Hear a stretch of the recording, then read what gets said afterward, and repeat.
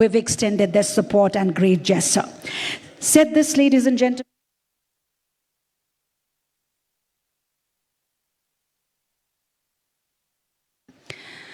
Ladies and gentlemen, may I now invite to the podium to extend the formal welcome to all our attendees, distinguished attendees here, the coordinator of the Nepal Investment Summit 2024 Steering Committee, Honorable Barshaman Pun, the Minister of Finance.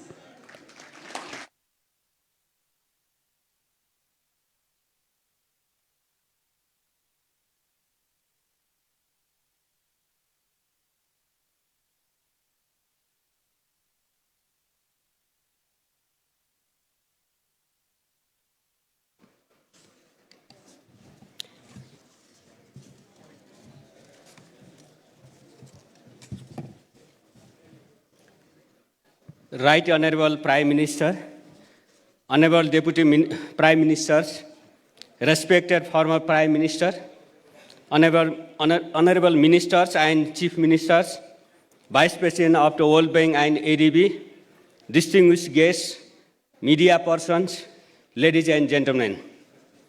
As Vice Chair of the Investment Board Nepal and on behalf of the Organizing Committee of Nepal Investment Summit 2024, I am privileged to extend my warm welcome to you all at this August gathering. I extend sincere gratitude to all the esteemed foreign delegates for your gracious presence today and willingness to explore investment opportunities in Nepal. Your presence today fills us with immense joy and optimism as we embark on an exciting journey toward economic prosperity. Your presence here is invaluable and it speaks volumes about the significance of this summit. Let me start by highlighting the key objectives of summit. The main objective is to project Nepal as an emerging destination for private sector investment. Second, to highlight recent reforms in enhancing the investment climate and ensuring regulatory frameworks and support foreign as well as domestic investment. Likewise, we showcase a wide range of projects across different sectors, including investment-ready projects. Furthermore, we seek to facilitate productive negotiations and come up with a number of agreements and memorandum of understanding between investors and stakeholders, advancing project development and management objectives. Finally, this summit will provide a platform for networking opportunities among the policymakers, investors, experts, and other stakeholders to share ideas and views as well as encourage joint ventures in areas such as industry and infrastructure development. Let me briefly touch upon our aspirations for the future and the multitude of investment opportunities that lies ahead, which will be further enhanced through this summit. Ladies and gentlemen, Nepal has been able to achieve significant progress in recent years. Our macroeconomic indicators remain sound and stable. Nepal's economic landscape is evolving, complemented by a federal system of governance, providing ample opportunities to foster growth and innovation. Over the years, we have witnessed significant achievements in the areas of clean energy, tourism, IT, agriculture, and agro-based industries as the drivers of Nepal's economic progress and prosperity. As we embark on the journey of economic transformation, it is imperative to acknowledge that our existing technology and domestic markets alone are insufficient to sustain the high growth trajectory we hope to achieve. Moreover, foreign investors in Nepal have made commendable achievements. Therefore, Nepal warmly welcomes foreign investment as a catalyst for industrial development, infrastructure development, job creation, export promotion, and knowledge, skill, and technology transfer. The government is committed to collaborating with the private sector through private direct investment and various other models of public-private partnership. We are grateful to the development partners for their continuous support in creating an enabling environment for investment, with a view to improving the doing business environment and boosting investors' confidence. We have initiated various policy reforms. These reforms include improving regulatory processes, reducing the time and cost of business, and ensuring transparency and accountability in public sector governance. Reforms is an ongoing process. It will be continued in the days to come. Ladies and gentlemen, I am confident that this summit will serve as an important milestone for unleashing Nepal's tremendous investment potential and charting a path towards sustainable economic growth. Let us grab the opportunity to forge new partnership, drive innovation, and create a brighter future for all. Thank you. Thank you. Thank you. Thank you, Honorable Minister, for setting the tone just right for us to commence formally the NIS 2024. And as we get set to embark on a journey to prosperity, distinguished dignitaries, we cannot help be reminded of the rich cultural heritage that defines our beloved nation. In Nepal, tradition and innovation intertwine seamlessly, in fact, bridging the past with the future. Now, in keeping with our cultural customs, we shall commence the summit with the lighting of the traditional lamp, which is called Panas. Please join me in humbly requesting the Right Honorable Prime Minister, Mr. Pushpakamal Dahal Prachanda, to kindly descend down the stage and mark the formal inauguration of this summit 2024 edition by lighting the traditional oil-fed lamp called the Panas.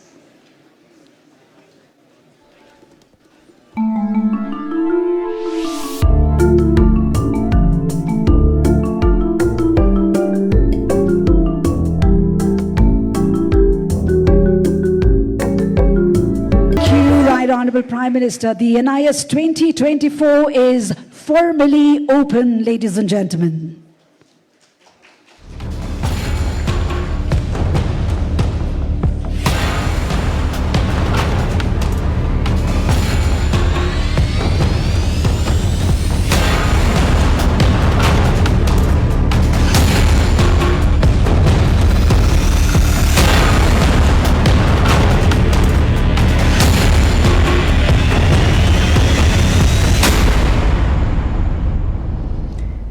And marking the inauguration, ladies and gentlemen, that was the unveiling of the summit logo, Nepal Investment Summit 2024. And as we were talking about tradition, the ancient ritual of lighting the lamp, for those of you who are not aware of it, holds deep significance, symbolizing the dispelling of darkness and ushering in light, knowledge, and prosperity. And let us now embark on this much-aspired, transformative journey together. Presenting before you now is a quick audiovisual that provides a glimpse into Nepal's investment climate. Nepal, the birthplace of Lord Buddha and the land of Mount Everest, is a country endowed with abundance of investment opportunities. Nestled between two fastest growing economies of the world, India and China, it offers an unrivaled potential for trade. With aspirations to become a middle-income country by 2030, Nepal has opened its doors wide to private investments, including foreign direct investment. Dive into the vast potential of Nepal's investment landscape, spanning across multiple sectors.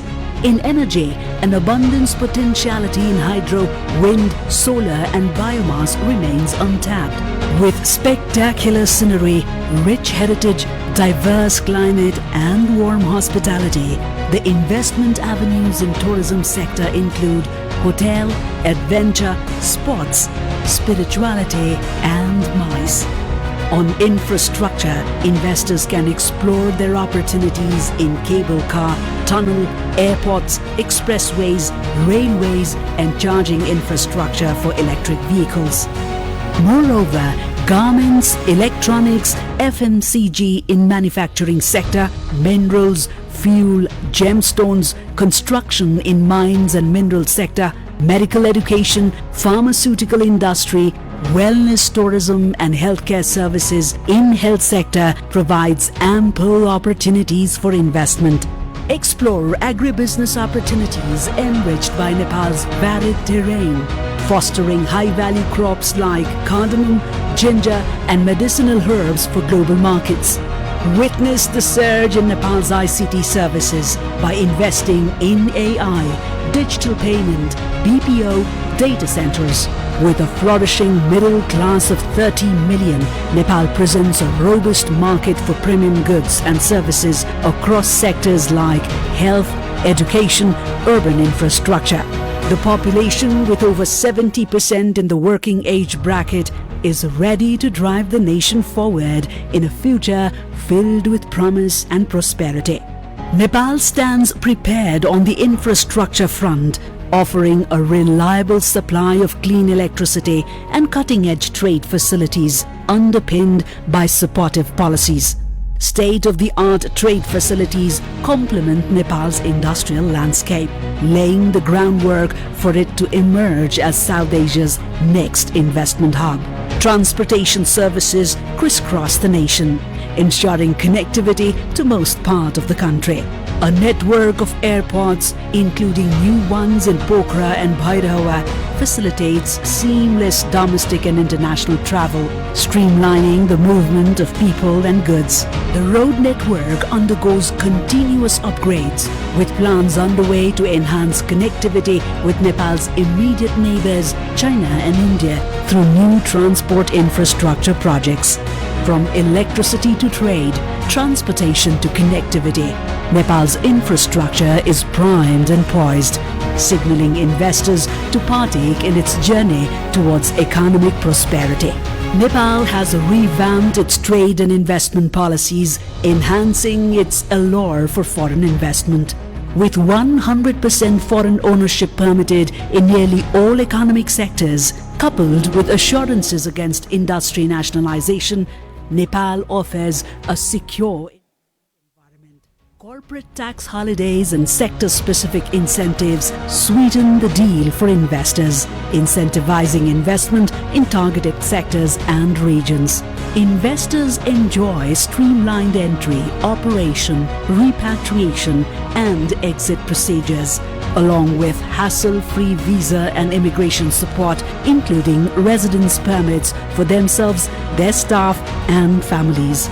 Nepal introduces a cutting-edge web-based one-stop service portal, ensuring seamless and efficient support for investors at every stage of their journey. Nepal is ready to become the hub for accessing a combined market of about 3 billion people in the neighborhood and more in the region. Goods produced in Nepal are assured duty-free, quota-free market access to India, China and the European Union markets. With decades of experience in hydro generation, Nepal has already embarked on electricity trading ventures with neighboring markets. Nepal has bilateral investment protection and double tax avoidance agreements with multiple European and Asian countries. These arrangements provide a solid framework, assuring investors of the safety and profitability of their investments in Nepal. Come, join us. We are ready to facilitate your investment throughout life cycle. Investments below $45 million, that's NPR 6 billion, are facilitated by Department of Industry, providing industry administration related services through One Stop Service Center. and above by the Investment Board. Established in 2011, the Investment Board Nepal is a high-level government agency chaired by the Prime Minister, serving as a fast-track investment facilitation and public-private partnership nodal agency. Beyond its towering peaks, Nepal emerges as a promising investment destination, brimming with competitive advantages and abundant business prospects. With the full support of the government of Nepal by your side, the possibilities are limitless. Opportunities abound in every sector, beckoning investors to capitalize on Nepal's potential and propel their investments to new heights. Today is the day to embark on your journey with us. Nepal is open for business. Welcome to Emerging Nepal. And that is where and how we stand, ladies and gentlemen. And pretty upbeat to be presenting this in front of you amidst this distinguished audience, ladies and gentlemen. At the heart of this summit, ladies and gentlemen, are the 150 apologies for the glitch. And as I was saying, at the heart of all this, especially of this summit, are the 150 plus projects, which are under different stages, like signing of PDA, PIA, or solicitation, market sounding, or even at the ideation stage. Over 900 billion worth of ready-to-go projects are amongst these showcased ventures and offering a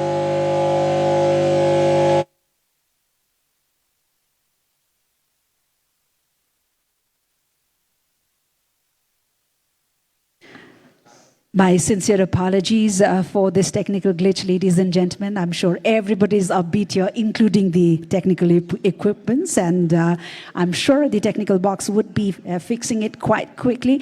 And as I was saying, what all these 150 plus projects are doing here is offering a broad spectrum of viable investment opportunities for you all to come and join hands with Nepal. And of course, there will be deliberations over the opportunities, including deliberations, intense deliberations over the constraints and bottlenecks as well. And to provide a base, a direction, and food for these guided deliberations, which are spread across the 2 days under this very roof of the summit, ladies and gentlemen, we shall now have the privilege of hearing from our high dignitaries who are gracing us at the inaugural session. Said that, please note that owing to some circumstantial issues, we have slightly made an altercation in the regular schedule. Since one of our high dignitaries has a flight to catch at 11 a.m., we have made a slight alteration to the regular schedule. So with permission from the high dignitaries and all of you, it's my pleasure now to be inviting up on stage our high dignitaries who will be sharing their greetings and their remarks on the engagement that brings us here to Kathmandu, the heart of Nepal. Said that, may I invite up on stage our very special guest, His Excellency, the Ambassador of China to Nepal, Mr. Chen Song, to say a few words and invite his high dignitaries represented at this distinguished forum.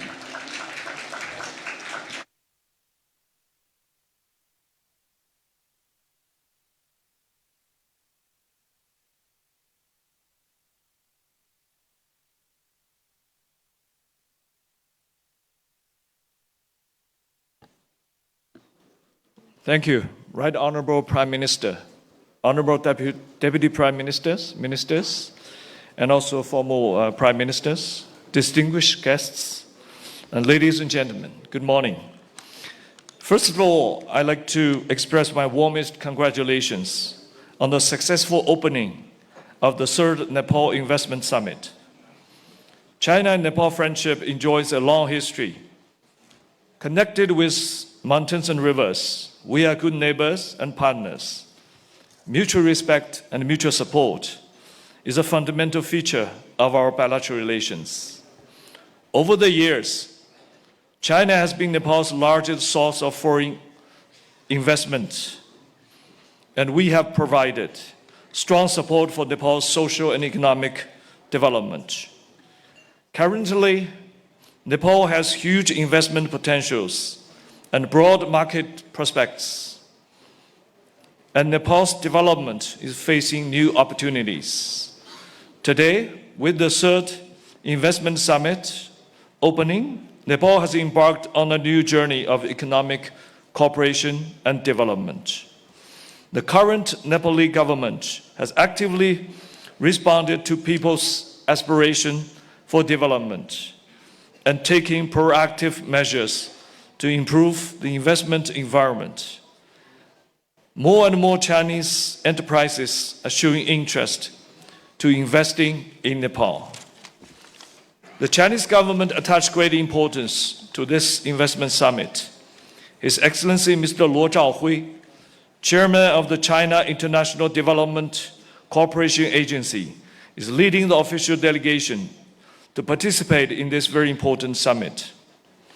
Chairman Luo has served as Chinese ambassador to Pakistan, Canada, and India, and he was Vice Foreign Minister before his current position. He has professional expertise and insights in diplomacy and international development cooperations. After taking the office of Sitka, His Excellency Ms. Luo has started a series of pioneering and innovative development initiatives. Now I give the floor to His Excellency Mr. Luo Zhaohui, Chairman of Sitka. Please give a round of applause.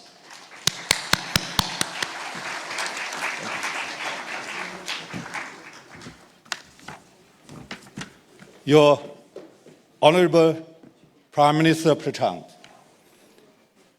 Your Excellency Mr. Deupa, Your Excellency Finance Minister Poon, it's my great honor to be here to participate in today's Nepal Investment Summit 2024.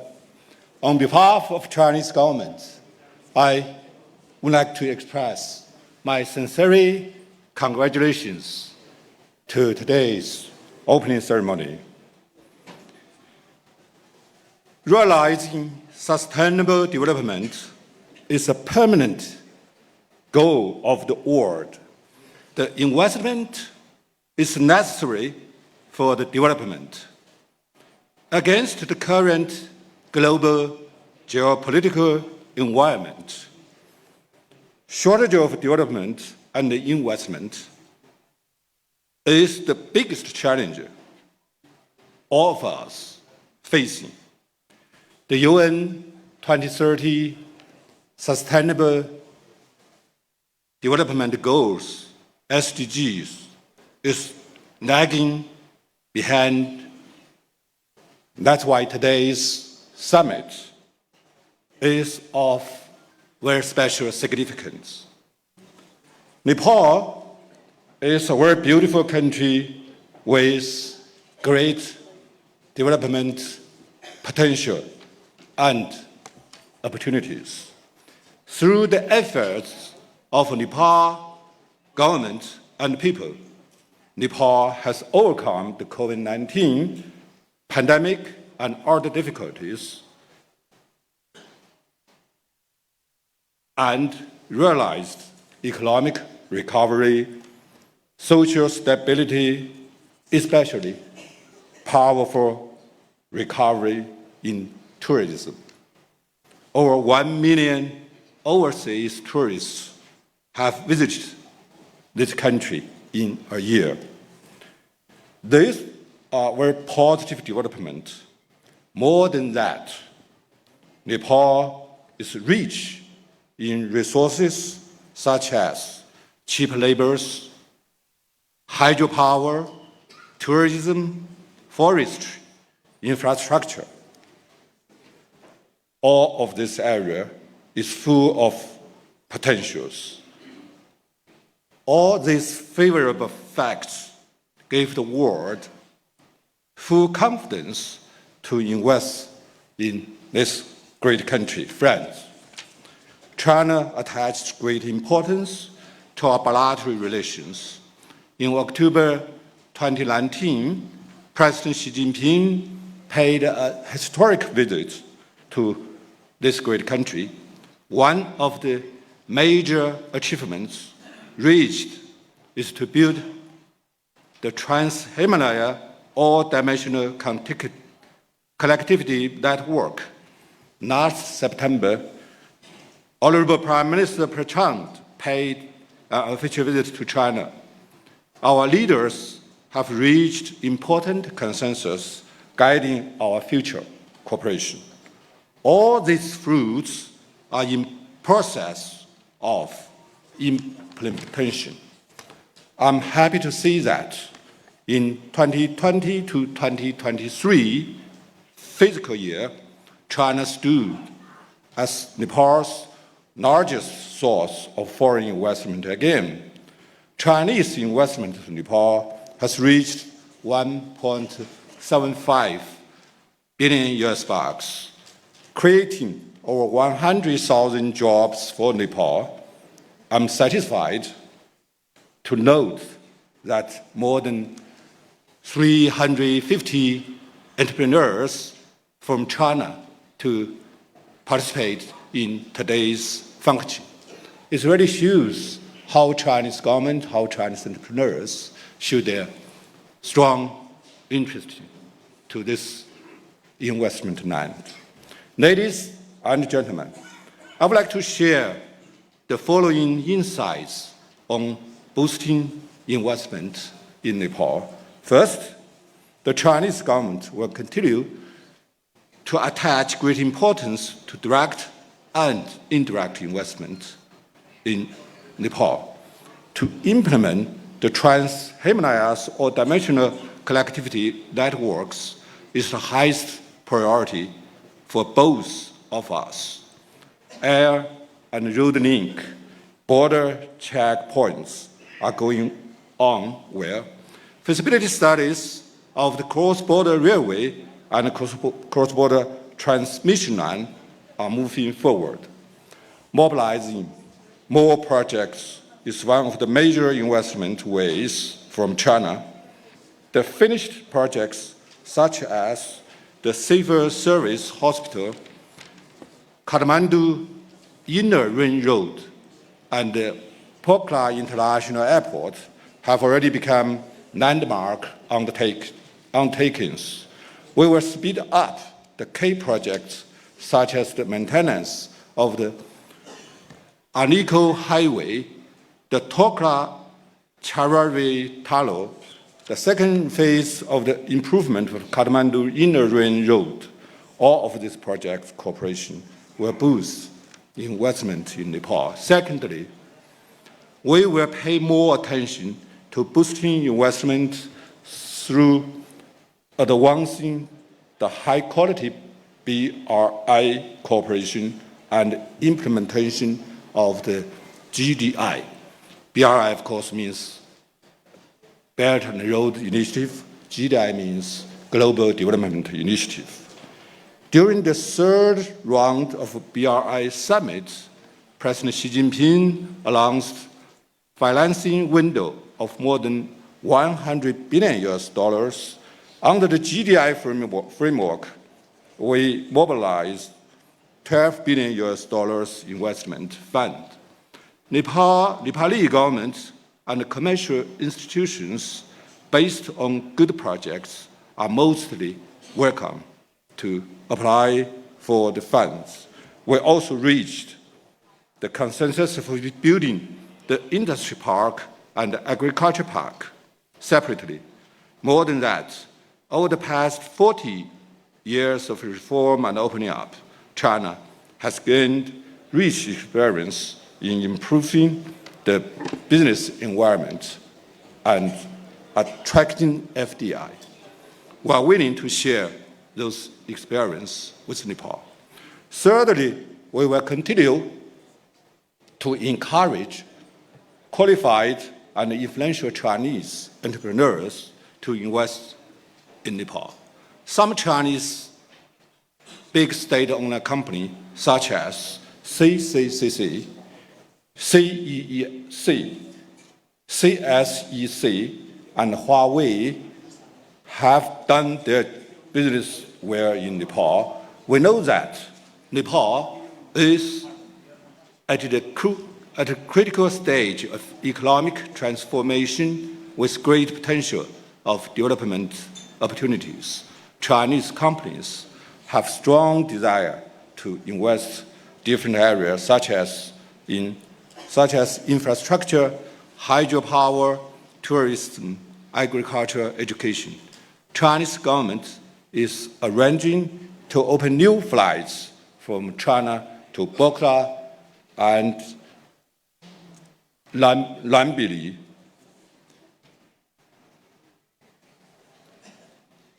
And Nambili Buddha International Airport.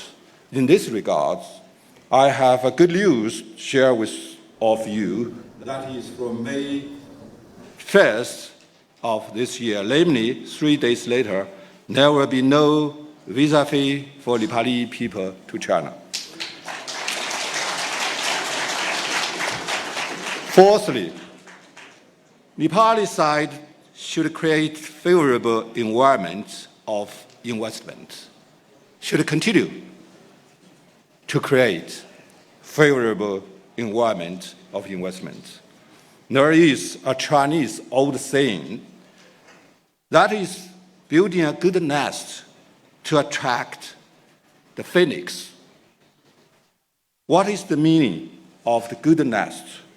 There are political and social stability, economic opening up, attractive and friendly investment environment, good projects. One of the important policies the Chinese entrepreneurs are quite interested in is to have a bilateral FTA arrangements between our two countries. That will be a key to improve your investment environment, also a key to attract more Chinese investment. Nepali government also needs more promotion of your investment policy and opportunities.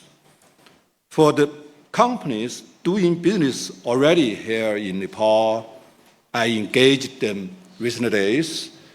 Their main concern, including smooth communication, protection, and facilitations, regular round-table conversation with different levels of government and officials. I know that the Nepali government has done well, has done a very good job. Of course, we should work in together, do more. Friends, let's hand in hand, shoulder by shoulder, work together to build a better future for China and Nepal. A better future for the community with shared future for all of mankind. Thank you. Namaste. Thank you, Your Excellency, for adding all that impetus to our enthusiasm and for the great suggestions and assurances that you bring along. And special thank you for gracing us today here at this event.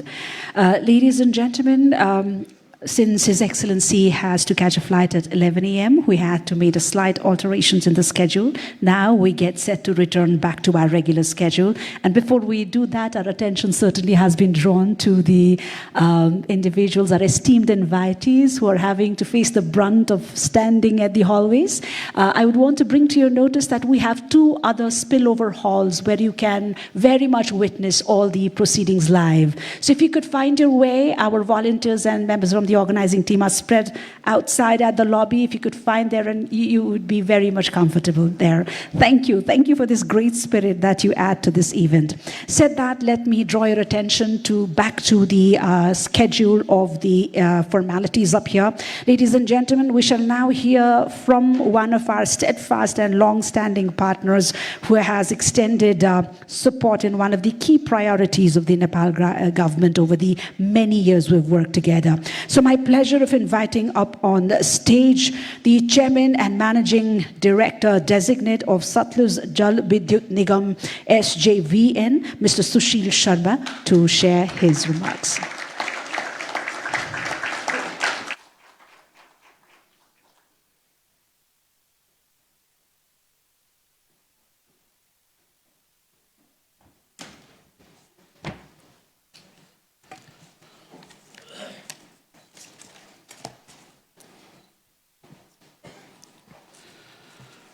Good morning, ladies and gentlemen.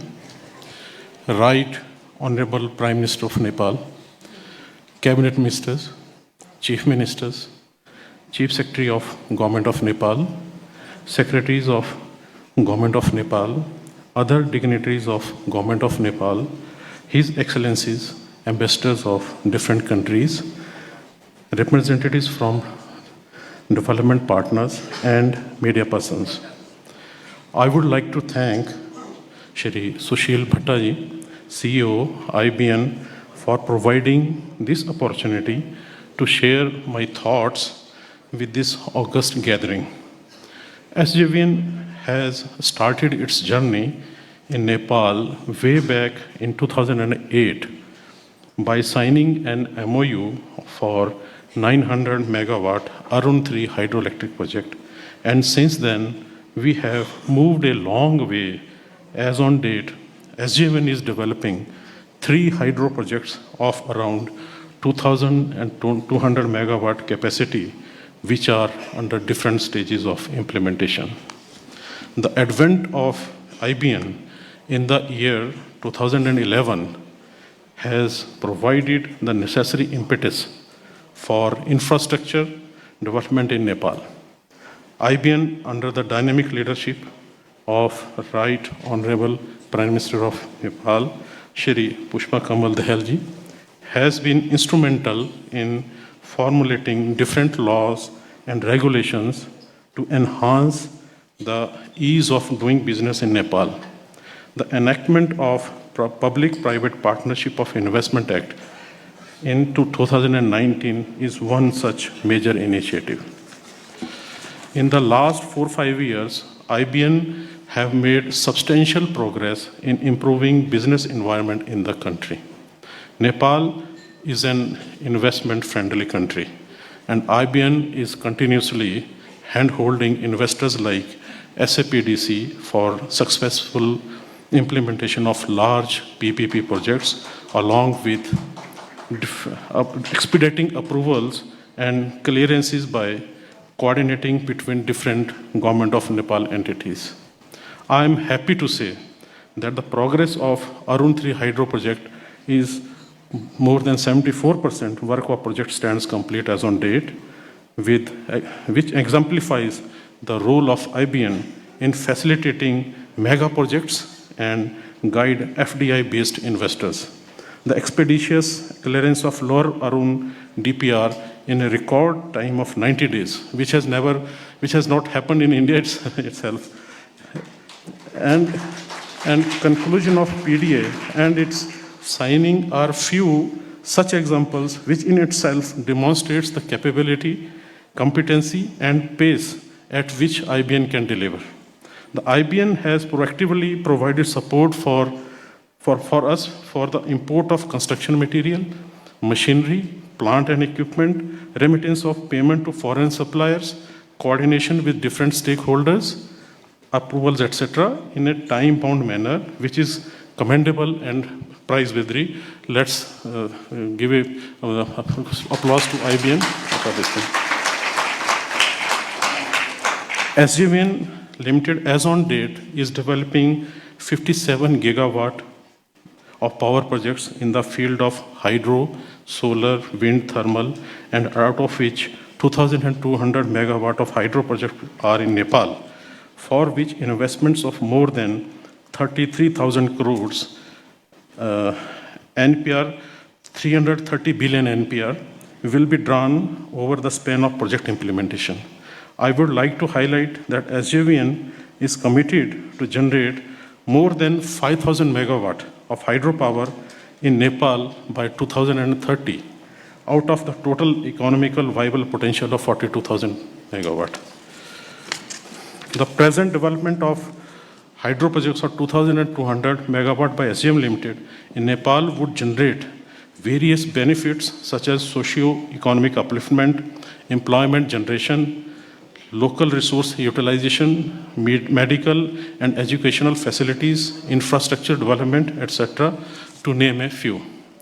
The total fiscal benefit in 25 years, along with the indirect benefits being extended to Nepal in the form of utilization of Nepalese resources, that is construction material like cement, steel, etc., will reach more than 1 lakh crore NPR, 1 trillion NPR.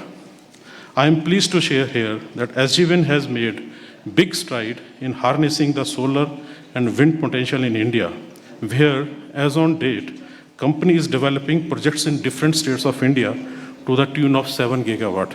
Solar and wind being the most economical source of electricity, and the capacity can be scaled up at a speedy pace, which has become a need of the hour. I suggest that Nepal should also explore the possibility of coming up with large solar and wind parks, wherein SGVN would be happy to work with IBN in a PPP mode to install such facilities. Adding another feather in the cap, SGVN has recently inaugurated India's first multi-purpose combined heat and power green hydrogen project at Himachal Pradesh in line with National Green Hydrogen Mission of Government of India. Further, SGVN has been entrusted the task of being the nodal agency for green hydrogen pilot project in Nepal, which we are going to start shortly. On this occasion, I would also like to propose that IBN should be empowered to act as an infrastructure authority, which should be in a position to grant different licenses and approvals apart from facilitating the FDI. Investors which would immensely help in implementation of infrastructure projects in the power sector in a time-bound manner. A long-term power trade has been jointly agreed between India and Nepal during the visit of Right Honorable Prime Minister of Nepal to India. During the occasion, Honorable Prime Minister of India has mentioned that a target of importing 10,000 megawatt of electricity from Nepal in the coming year has been set. However, we know electricity market has now converted from seller's market into the buyer's market, especially in respect of India. Therefore, the development of hydro projects in Nepal requires time-bound and cost-effective completion so that the power generated in Nepal remains competitive in export market. On this occasion, I would also like to draw the attention of Government of Nepal towards areas where improvement is still required, especially laws regarding acquisition of private land, forest land, and ROW, customs, remittances, etc., for timely completion of ongoing projects. As such, all necessary regulations in transmission infrastructure need to be framed at the earliest to achieve this ambitious target, for which Government of Nepal is humbly requested to delegate more powers to IBN. Finally, I would like to highlight that Nepal's investment environment is ready for investors. As an investor, we hope that the government's successful collaboration with the private sector and international stakeholders will assist in remedying the obstacles, impediments, which will help for further betterness of investments and investment ecosystems. I wish IBN and Government of Nepal every success for this grand event. Thank you. Thank you very much. Thank you, sir. Thank you indeed. And we cannot be more thankful to receive such positive and substantive feedback at this very important juncture. And we look forward to upscaling our partnership in the many years ahead. Next, ladies and gentlemen, we shall hear from the heads of the umbrella organizations of the private sector, their leadership, as we all know, and their tireless advocacy for the needs of businesses, promoting investment opportunities and driving economic growth have been instrumental in Nepal and in the region, and we cannot wait to hear from them. Before I invite our esteemed speaker, may I humbly apprise that the time allotted for each speaker is 3 minutes, since time is the only constant that we'll be having to deal with in the 2 days that we're here. This is a request to all our speakers to keep their remarks as brief as possible. Thank you for your kind cooperation and your understanding. And said that, my pleasure, if I may invite now the President of Nepal Chamber of Commerce, Mr. Kamlesh Kumar Agarwal.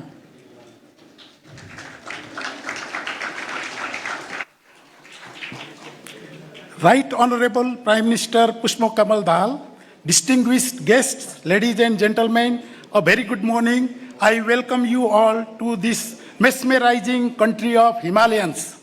It is indeed a proud moment for the country to invite you all to the Emerging Nepal Investment Summit 2024. We have all gathered here to have a dialogue on investment opportunities in the country, which shall ensure progress, sustainability, and perpetual growth in this nation. Every growth chapter begins firstly with a change in mindset. As I stand in front of you and heartily welcome you all, the feeling of hope and optimism is present in the vision of developing Nepal.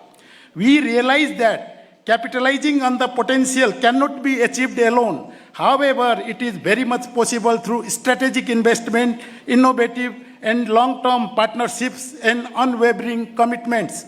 Understanding the importance of the shared model concept, I would like to once again emphasize the history and legacy of the Nepal Chamber of Commerce and its contribution to the development of Nepalese economy over the last 7 decades. Today also it plays an important role as a strong linkage between the government and the private sector, facilitating and promoting all ways of growth of commerce and industries in the country. We appreciate your presence as a prospective investor, which shall be instrumental in the whole economic prosperity of the people of Nepal. Your confidence to invest in Nepal will definitely be a stepping stone towards prosperous Nepal. As we factory, hubs, mines and minerals and agriculture products, Nepal's demographic advantage provides more than 57% of the population falling within the working age group, which essentially provides capacities to various sectors. Energetic and lower labor cost still makes Nepal an attractive destination for industries looking to optimize production. The strategic location of Nepal between 2 giant economies of India and China provides access to the biggest consumer market of approximately 3 billion people, nearly 35% of the world population. Nepal's abundant endemic medicinal and aromatic plants, long history of traditional medicine, its international image as a place of spiritual healing provide unique advantages in today's global health and wellness industries. Being ranked Nepal 19th globally in terms of highest remittance as percentage of GDP, it shows a good level of disposable income of its population, hence it drives consumption within the market. Various global platforms have promoted Nepal as a must-visit place, thus showing opportunities in the tourism sector. Global warming and climate change is one of the most burning issues and challenges faced by all of us. As the world is shifting towards zero emission through renewable energy sources, Nepal has a unique competitive advantage to lead the way in harnessing the power of green hydrogen. By embracing this technology, we can not only visualize a greener environment, but also mitigate climate change while following the path of economic growth. Various bilateral agreements, along with active membership in different regional and international associations of nations, also provide an open, supportive climate for investments in Nepal. We business communities, Nepal is experiencing a socialist-oriented market economy with a strong commitment of all political parties to further continue this and reach newer heights of development by facilitating easy entry, smooth exits, and repatriation of return in the form of capital appreciation and dividends. I would also like to remind and thank of the initiatives taken by the Nepal government to propose amendments in various acts and regulations to create a better investment conducive destination. Lastly, I would like to conclude by urging all present here to wholeheartedly embrace the spirit of innovation and collaboration and embark on a journey of growth, prosperity, and shared success. Together, let us unlock the full potential of Nepal and make our way towards a better tomorrow. Thank you. Looking forward to today's session. Have a great day. Thank you. Thank you, sir. Thank you indeed. Ladies and gentlemen, please join me now in inviting the President of Confederation of Nepali Industries, CNI, Mr. Rajesh Kumar Agarwal. Right Honorable Prime Minister, distinguished dignitaries, ladies and gentlemen. It is with great honor and privilege that I stand before you today as the President of the Confederation of Nepalese Industries at this auspicious occasion of the Nepal Investment Summit 2024 organized by the Government of Nepal. We are delighted to have the opportunity to be as one of the co-organizers of this prestigious event. Today's gathering marks a pivotal moment in our nation's journey towards prosperity and growth, and I am deeply humbled to address such a distinguished audience of investors, policymakers, and visionaries. Nepal, with its abundant natural resources, cultural diversity, and strategic location, presents a wealth of opportunities for investors seeking to make a positive impact while achieving sustainable returns. From tourism to technology, infrastructure development to renewable energy, education to healthcare, our country offers a fertile ground for innovation, entrepreneurship, and inclusive growth. I extend a warm welcome to investors from around the world, inviting you to explore the myriad investment prospects that Nepal has to offer. Together, let us seize this moment to capitalize on the momentum generated by this summit and translate it into tangible investments that drive job creation. Nepal's unparalleled natural beauty, including the majestic Himalayan range and diverse cultural heritage, marks it as a prime destination for adventure seekers, nature enthusiasts, and cultural tourists. With a strategic focus on sustainable tourism practices, there is significant room for investment in eco-friendly accommodations, adventure tourism services, and infrastructure development. Nepal, in the realm of IT, has been making strides to position itself as an emerging IT hub in the South Asian region. Nepal's exports of IT services experienced an extraordinary surge, reaching a remarkable figure of $515.4 million in the year 2022. Furthermore, hydropower represents a crucial sector for investment in Nepal, given its abundant water resources and the potential to generate clean energy. This country is endowed with numerous rivers and water bodies, making it an ideal location for hydropower projects. Likewise, Nepal holds untapped potential for investors across diverse sectors, including education, healthcare, tea, real estate, and textiles.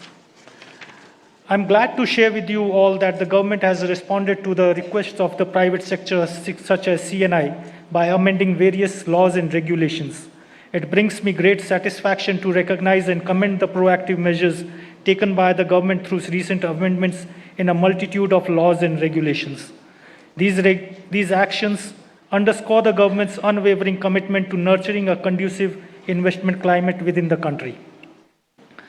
As the President of CNI, I wholeheartedly endorse these initiatives and extend our firm support towards their implementation.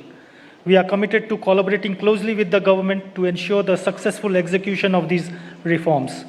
While we have made significant strides, I firmly believe that there is still much ground to cover. I am optimistic that the government will continue to extend its support and foster a favorable environment for investors in the days ahead.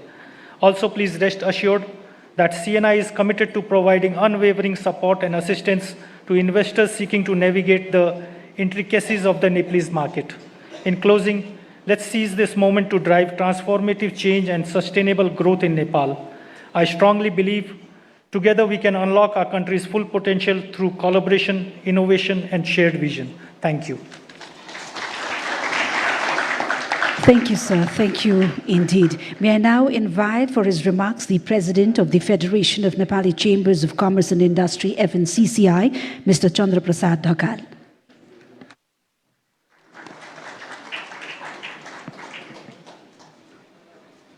Right Honorable Prime Minister, former Prime Minister, Deputy Prime Ministers, Honorable Minister, Honorable Chief Minister, high-level government officials, Excellencies, partner from donor agency, distinguished guests, friends from media, ladies and gentlemen. It is an honor and privilege to welcome you to the third Investment Summit 2024. On behalf of the Federation of Nepali Chamber of Commerce and Industry and the entire Nepali private sector, I extend a warm greeting to esteemed guests, dignitaries, investors, and partners from around the world. We are deeply honored by the presence of our Right Honorable Prime Minister Pushpa Kamal Dahal, an esteemed investor, highlighting the significance of this summit and referring our collective commitment to unlock the Nepal immense potential. Theme for summit, Emerging Nepal, reflect our national vision. We aim to unlock the untapped potential across the various sectors, nurturing the innovation, entrepreneurship, and the job creation. Distinguished dignitaries, Nepal offers the diverse investment opportunity across the tourism, infrastructure, energy, agriculture, technology, to name a few. Nepal lies in the strategic location that presents the unmatched investment potential. The proximity of the two powerful economies, China and India, with the market size of the more than 2.7 billion people, Nepal serves as the gateway to vast market and untapped opportunities. There is a huge opportunity in the renewable energy. The recent power trade agreement to sell the 10,000 megawatt of the energy with the India and the long-term power trade agreement with the Bangladesh, the single immense potential for the hydropower generation in Nepal and trade with the India, Bangladesh, and the South Asian markets. In the tourism, Nepal rich the cultural heritage and the natural beauty with the modern infrastructure, including airports, road, cable car, theme park, hotels, and resort to welcome the tourists from around the world. Nepal, the land of hills and Himalayas, gods and goddesses, Lumbini and Pasupati and Muktinath has the many opportunity to be tapped. The growing outbound tourists from the India and China present an opportunity for Nepal, beautiful hill station and snow mountain. Agriculture and agro-processing is the another promising sector with the increasing the demand for Nepal fresh vegetable in GCC countries. Nepal diverse the biodiversity and proximity to the market. 3 to 5 hours flight distance to GCC offer the prospect of the product all weather agriculture product tailored to the demands of the market. ICT is the another promising sector for investment with abundant and the youthful human resource and the vibrant entrepreneurial spirit. Nepal is the emerging as the thriving hub for the ICT business and innovation.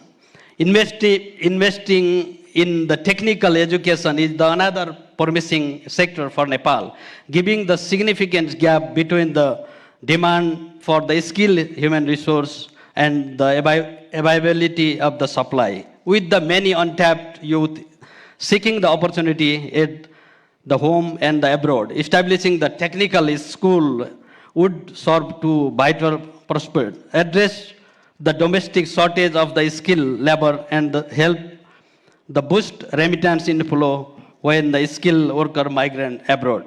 Nepal economy has advanced significantly. It is graduating to the developing nation by the 2026. Therefore, the need for the investment remains the pressing. The government has demonstrated the supported from the business-friendly policy and initiative to foster the conducive investment environment. The recent amendment of the 12 laws and the policy and the endorsement of the bilateral investment agreement (BIA) framework aiming the bringing the foreign investment in an example. These highlight the measure of the facilitate the foreign investment, including simplified the regulation, initiative and infrastructure development. The recent business summit in the New Delhi, Beijing and Dubai, organized by the FNCCI in the presence of the Right Honorable Prime Minister, has helped to boost the investor confidence and expand their investment into Nepal. On behalf of the Nepali private sector, we assure you our continuous support and the commitment to the joint venture in the all potential sector. I believe in the Nepalese emerging growth story. I am myself one example of what can be done if the Nepal potential tap. So let's seize this occasion to forge the partnership and the chart the path toward the sustainable development and prosperity. Together, let's unlock the Nepal boundless potential and the create a brighter future for generation to come. Thank you so much. Thank you. Thank you, sir. The solidarity and pledge from the private sector is central to the government, especially given the priority it accords to the center in its periodic plans and policies. We thank all the leaders from the fraternity for their very spirited call to create that synergy. Thank you indeed. Ladies and gentlemen, we are also honored by the presence of the leaders of the fraternity from the region and beyond. It's my pleasure now to invite them as they take their turn to share their greetings to this forum. First and foremost, my pleasure of inviting the lead of delegation from the Confederation of Indian Industries, CII, Mr. Supratim Datta.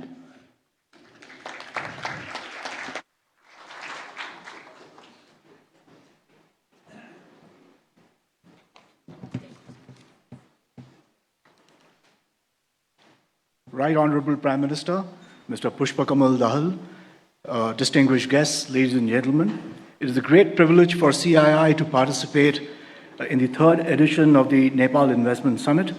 We are honored to share the platform with Right Honorable Prime Minister and Minister of Finance, Barsam Manpunji.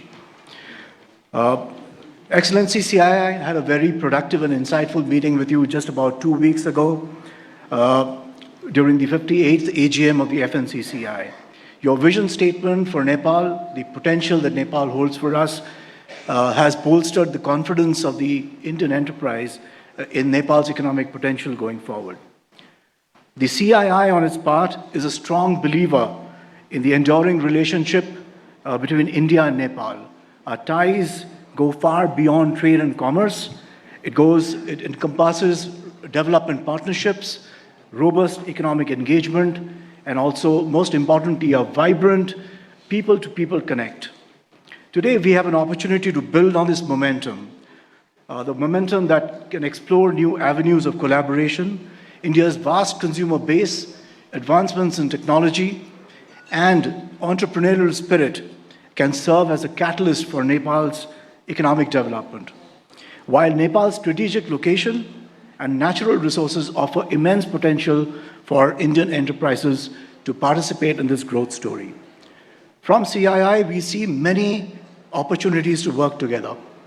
To my mind, there are 5 core pillars of engagement which may be captured aptly through an acronym, which I call TRADE, T-R-A-D-E, T for tourism, R for roads and railways and infrastructure in general, A for agriculture, D for digital, and E for energy. Let me spend just a brief few minutes on each of these aspects. Tourism. Nepal's rich natural, cultural, and religious heritages offer tremendous potential for tourism and hospitality in this country. The extensive tourism value chains, which comprises hotels, travel agents, airlines, tour operators, and guides, result in a very powerful economic multiplier, ranking it amongst the highest amongst industry. on this count. It is also pertinent to note that comparable economies like Sri Lanka, Cambodia, and many others get about 15 to 20% of GDP coming from this sector. And that really holds the promise for the tourism sector in Nepal.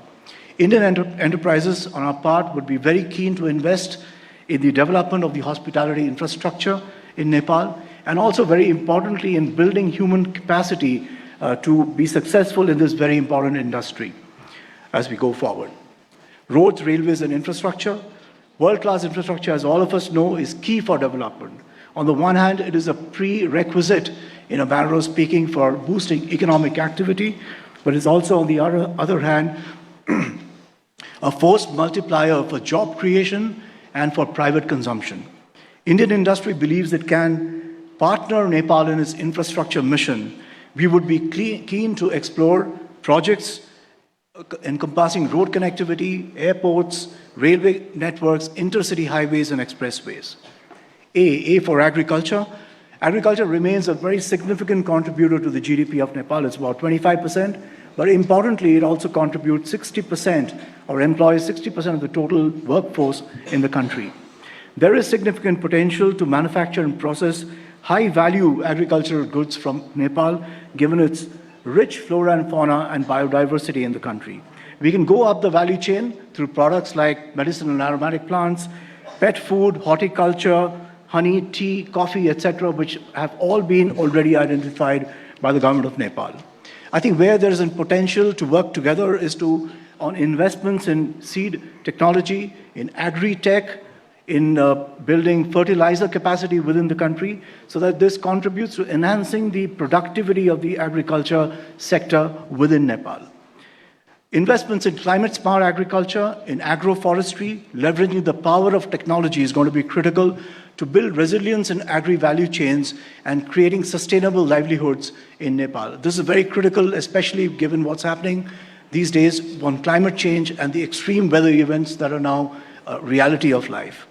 But I think the key point I will make on agriculture is that the economic multiplier of agriculture can be amplified many-fold if you can integrate seamlessly agriculture with forward linkages with value chains in food processing and FMCG categories. And that's what we are actually doing already in the company that I represent, and I talk about that in a minute. I think this can in turn lead to the virtuous cycle of employment generation, of conserving foreign exchange, and in fact, actually import substitution, and also spurring higher levels of private consumption in the country. D for digital. IT exports, somebody already has spoken about it, has already crossed the 500 million mark in 2022 and is actually doing very well already. But I think the potential here is to quadruple that number in the near to medium term to $4 billion. The rapid evolution of digital technologies, which is things like Industry 4.0, AI, ML, cloud technologies, etc., actually present a tremendous opportunity for Nepal's IT sector.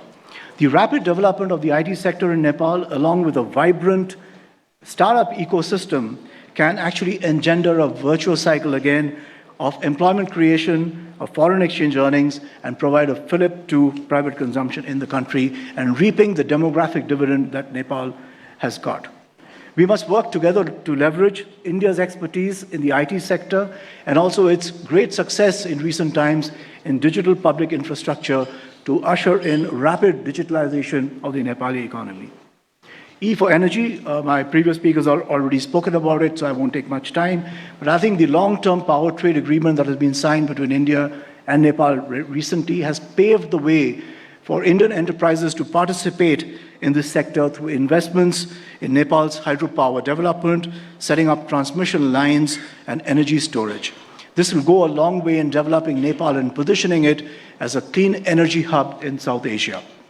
Finally, I would also like to take this opportunity to share our own experience of ITC, the company I represent, through our presence in the country through a subsidiary called Surya Nepal Limited. A lot of you people may be knowing about it.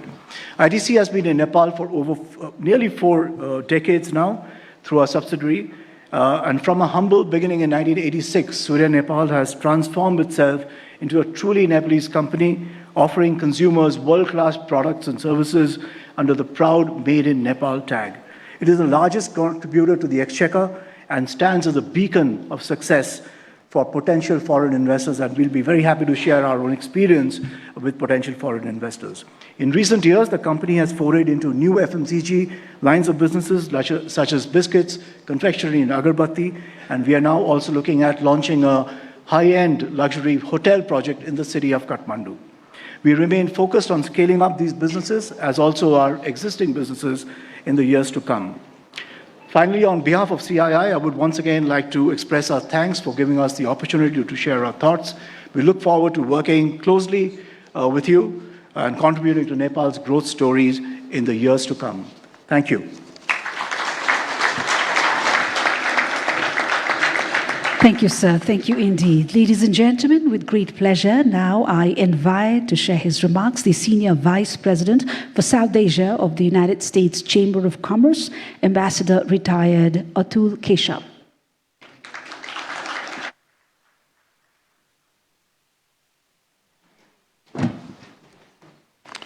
Namaste and good morning, ladies and gentlemen. It's a delight to be here.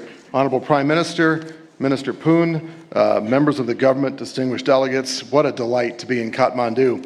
You know, we Americans are not neighbors, but His Excellency Ambassador Thompson, my dear friend, will tell you that Americans love Nepal. They love Nepal because it is the sacred land of Lord Buddha, it has the beautiful Himalayas, and the American people have had a deep love for this country for a very, very long time because of the warmth of your people.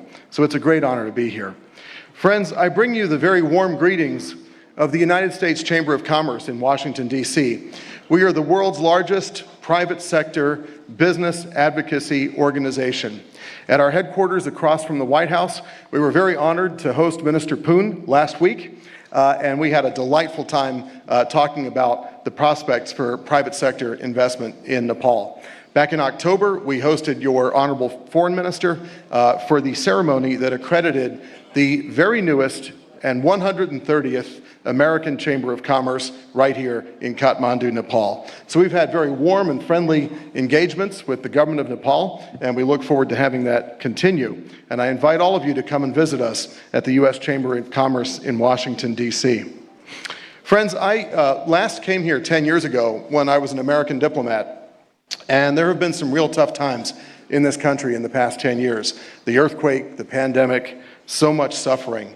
But what has really lifted my heart with joy in these past 2 days in Kathmandu is the amount of progress that Nepal has made despite these tough setbacks. The fact that you're having this wonderful summit, that you have a growing stock market, that you have a growing GDP, growing personal wealth is really remarkable. At the United States Chamber of Commerce, we believe in the Founding Fathers' credo of life, liberty, and the pursuit of happiness. And we want that for Americans, and we want that for all of the people of the world. And it's a delight to see Nepal doing well. In fact, particularly important is the reduction in poverty rate by an estimated 25% since 2011. I can tell you Kathmandu in the past 10 years has been transformed, and there's so much wealth and happiness on the streets, and that is exactly right and proper. Hosting this summit is a very strong signal to the world that Nepal is open for business, and we applaud you and your government for taking this initiative. The United States Chamber's mission in Nepal is twofold. First, we wish to support and recognize and celebrate the accreditation of the newest American Chamber of Commerce, and we really appreciate all of their hard work over the past 3 years to become accredited. The AmCham Nepal has the full support of the American business community because they are the representatives here of that community, and they are the leaders who will help drive private sector investment and facilitate commercial exchanges between the American people and the Nepali people. The AmCham here in Nepal can be a reliable, constructive partner in policy engagement with the government on ways to build a prosperous, free, sovereign, and happy Nepal for the benefit of all. Second, we want to understand the current business environment and the investment landscape in Nepal and understand the government's reform and liberalization agenda and its priorities. And in this regard, I want to say that I had a wonderful meeting with the Honorable Prime Minister and with the Honorable Finance Minister, and we heard very clearly the message of the government of Nepal about streamlining regulation, about ease of doing business, about speed of doing business, and about transforming Nepal through private sector investment. I also would say that we are taking this information back to the United States so that we can talk to our many thousands of member companies about the prospects in Nepal. Your presentation that we saw earlier was very compelling about the comparative advantages in Nepal, and I think that kind of messaging to the world is extremely important, so I'm very glad to be here. I would also want to thank our senior executives who traveled in with me, who came in from New Delhi. We have a lot of senior American executives in the region who make investment decisions. They're in Delhi, they're in Gurgaon, they're in Mumbai, of course, and in Bengaluru, and they're so close by. And these are people who are senior in American companies. They are empowered to make investment decisions. It is clear that Nepal has amazing opportunity in ICT, energy, tourism, agriculture, infrastructure, and financial services. These are areas of great interest for American companies. ICT particularly, I feel, can be a game changer. American digital economy companies are the leaders in the world, and they are interested in what's happening in Nepal. You have a wonderful demographic dividend. You have a fantastically talented and increasingly skilled populace, and this could be a real hotspot for American digital economy companies. In a way, Nepal can take full advantage of this by ensuring that the regulations that govern the digital economy are as competitive as possible. Because these companies, being digital, can hire wherever the best policy opportunities are. And if the policy and regulatory framework in Nepal is good, they will come.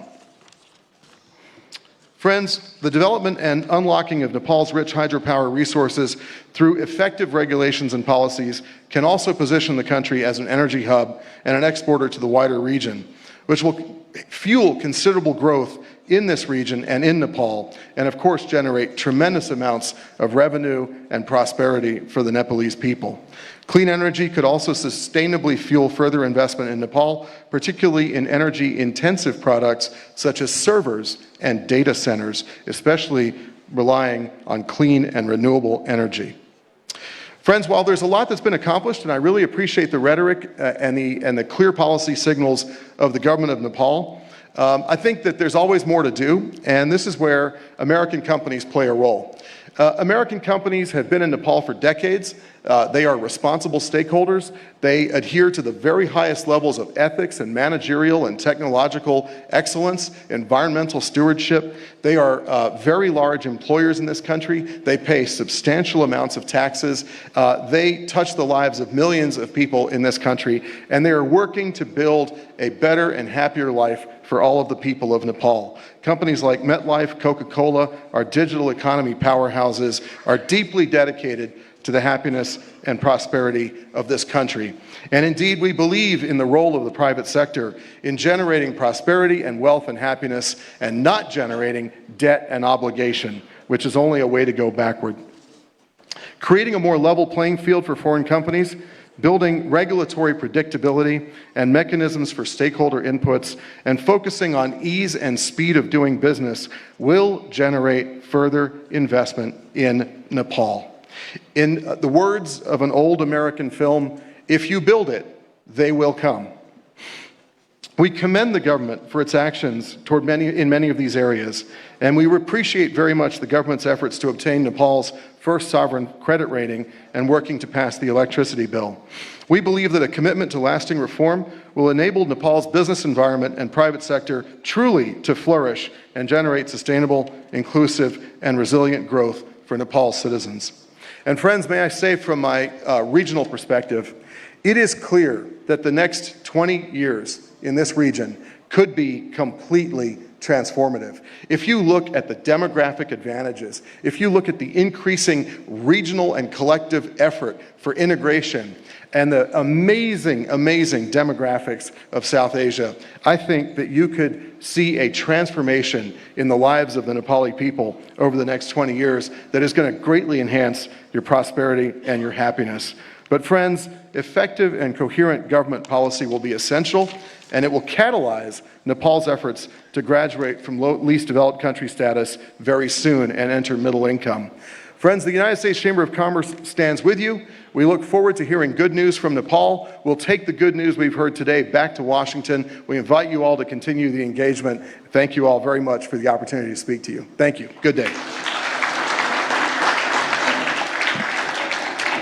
Thank you, sir. Thank you indeed. Ladies and gentlemen, please join me now in inviting to the podium President of the SAARC Chamber of Commerce and Industries, Mohammad Jassim Uddin.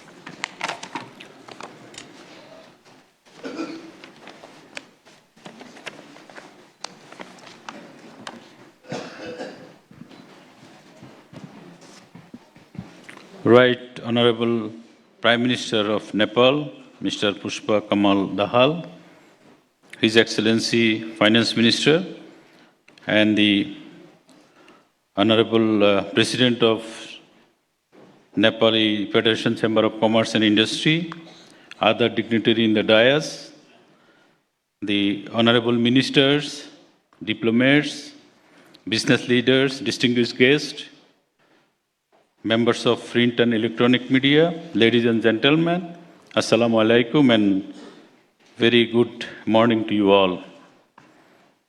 On this momentous occasion, I am honored to join the inaugural ceremony of the 3rd Nepal Investment Summit 2024, held in capital of Nepal, a beautiful city of home of the world's highest mountain peak. On behalf of SAARC Chamber of Commerce and Industry, I extend my heartfelt gratitude to the government of Nepal and the supporting organization for their dedication in hosting this prestigious summit for the 3rd time. The presence of such distinguished gathering today is a powerful sign of Nepal's growing importance and the business expansion of the global and regional scale. So I congratulate Nepal for this landmark arrangement. Distinguished guests, today's investment summit serves as a springboard for the further networking and the continuing potential investors, developers, national and global business leaders, policymakers, and other key stakeholders. This vital exchange will showcase Nepal's opportunities as a top investment destination. The SAARC region boasts immense potential, the vast market, a young and dynamic and the diverse resource. As a president of SAARC Chamber of Commerce and Industry, I am particularly excited about the future prospect and trade and investment between Nepal and the SAARC countries. However, we must also acknowledge the first challenge invited like South Asian Free Trade Agreement. The SAFTA and the SAFAs have yet to reach the South Asian. Their desired potential inter-regional SAARC trade remains below 7%. The NAFTA, this figure is over 40%. The 56% in EU countries and 22% is ASEAN countries, and the 5.36% is the Commons. Excellencies, it is highly relevant to triple this year the many of the fresh starters, the regional trade and the activity, the Ankara, the Akaura and Agartala rail link between India and Bangladesh was inaugurated recently.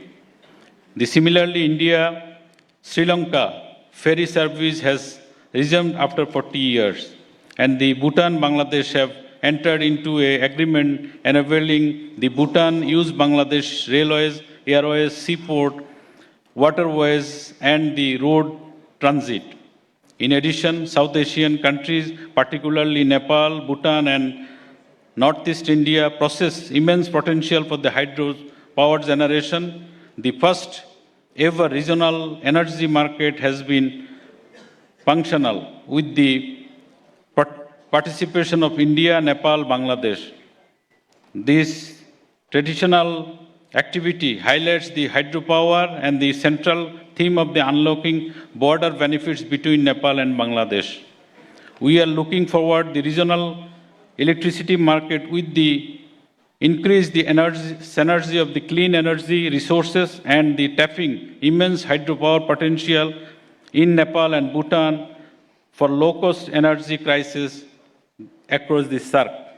The region also largely untapped the strategic manufacturing and trade hub that can be revitalized through investment, energy, agriculture, infrastructure, green business, logistics, and the connectivity, pharmaceutical, FMCG, healthcare, and startups with the innovation and driving sector add regional respect. To move forward, it is essential for the government to reason for creating business-friendly parallel policies, reducing trade and transport costs, and the transit the time along the regional corridors. The natural beauty of the rich cultural heritage South Asia, including both Nepal, Bangladesh, make them popular tourist destination. By joining forces, joint initiatives, we can create win-win situation for all the involved.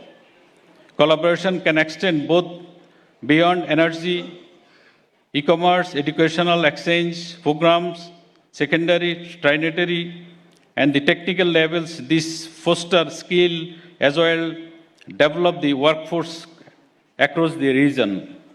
In this era of fourth industrial revolution, digitalization has been opened new avenues for the innovation, efficiency, and the inclusion, bringing new facilities and the individuals, organizations, and nations. Significant advanced digital technologies have driven dynamic changes for the way we communicate the access of information to how we conduct the business. Following these changes, new drivers and the considerations are also emerging, especially for cooperation in skill development, harmonize the regulatory framework, and the cybersecurity measures in essential. So, despite the challenge, I am confident that we can build a more vibrant future for regional trade. Cooperation during COVID-19 pandemic, notably vaccine access, financial support, and the food supply, and the example of the new dimension of our regional ties. Let us leverage this summit as a platform for address the first shortcomings by streamlining the regulations, fostering across-border collaboration, and the investing in the infrastructure. We can unlock the true potential of SAARC. In conclusion, I would like to stress the importance of the South Asian regional cooperation. In the new context, I hope we can work together to identify new opportunities, foster innovation, define our approach to lead the global trade. Let us harness the potential of Nepal to build a brighter, more prosperous future for South Asia. Thank you for your attention, and I look forward the valuable discussion, insights that will emerge of the investment summit. Thank you. Together, we can create a more prosperous and the interconnected South Asia. I wish a great success of the third Nepal Investment Summit 2024. Thank you all.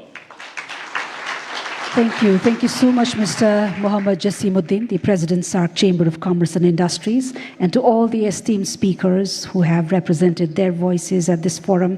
Thank you for the essence of solidarity and optimism that you bring along, and special thanks for your valuable remarks and the love, affection, and cordiality you usher into this forum. So that, ladies and gentlemen, we will now be hearing from our steadfast and long-standing allies who have contributed contributed immensely in shaping Nepal's economic landscape. First and foremost, it's my pleasure to invite to share his remarks the Acting Vice President of the Asian Infrastructure Investment Bank, AIIB, Mr. Rajat Mishra.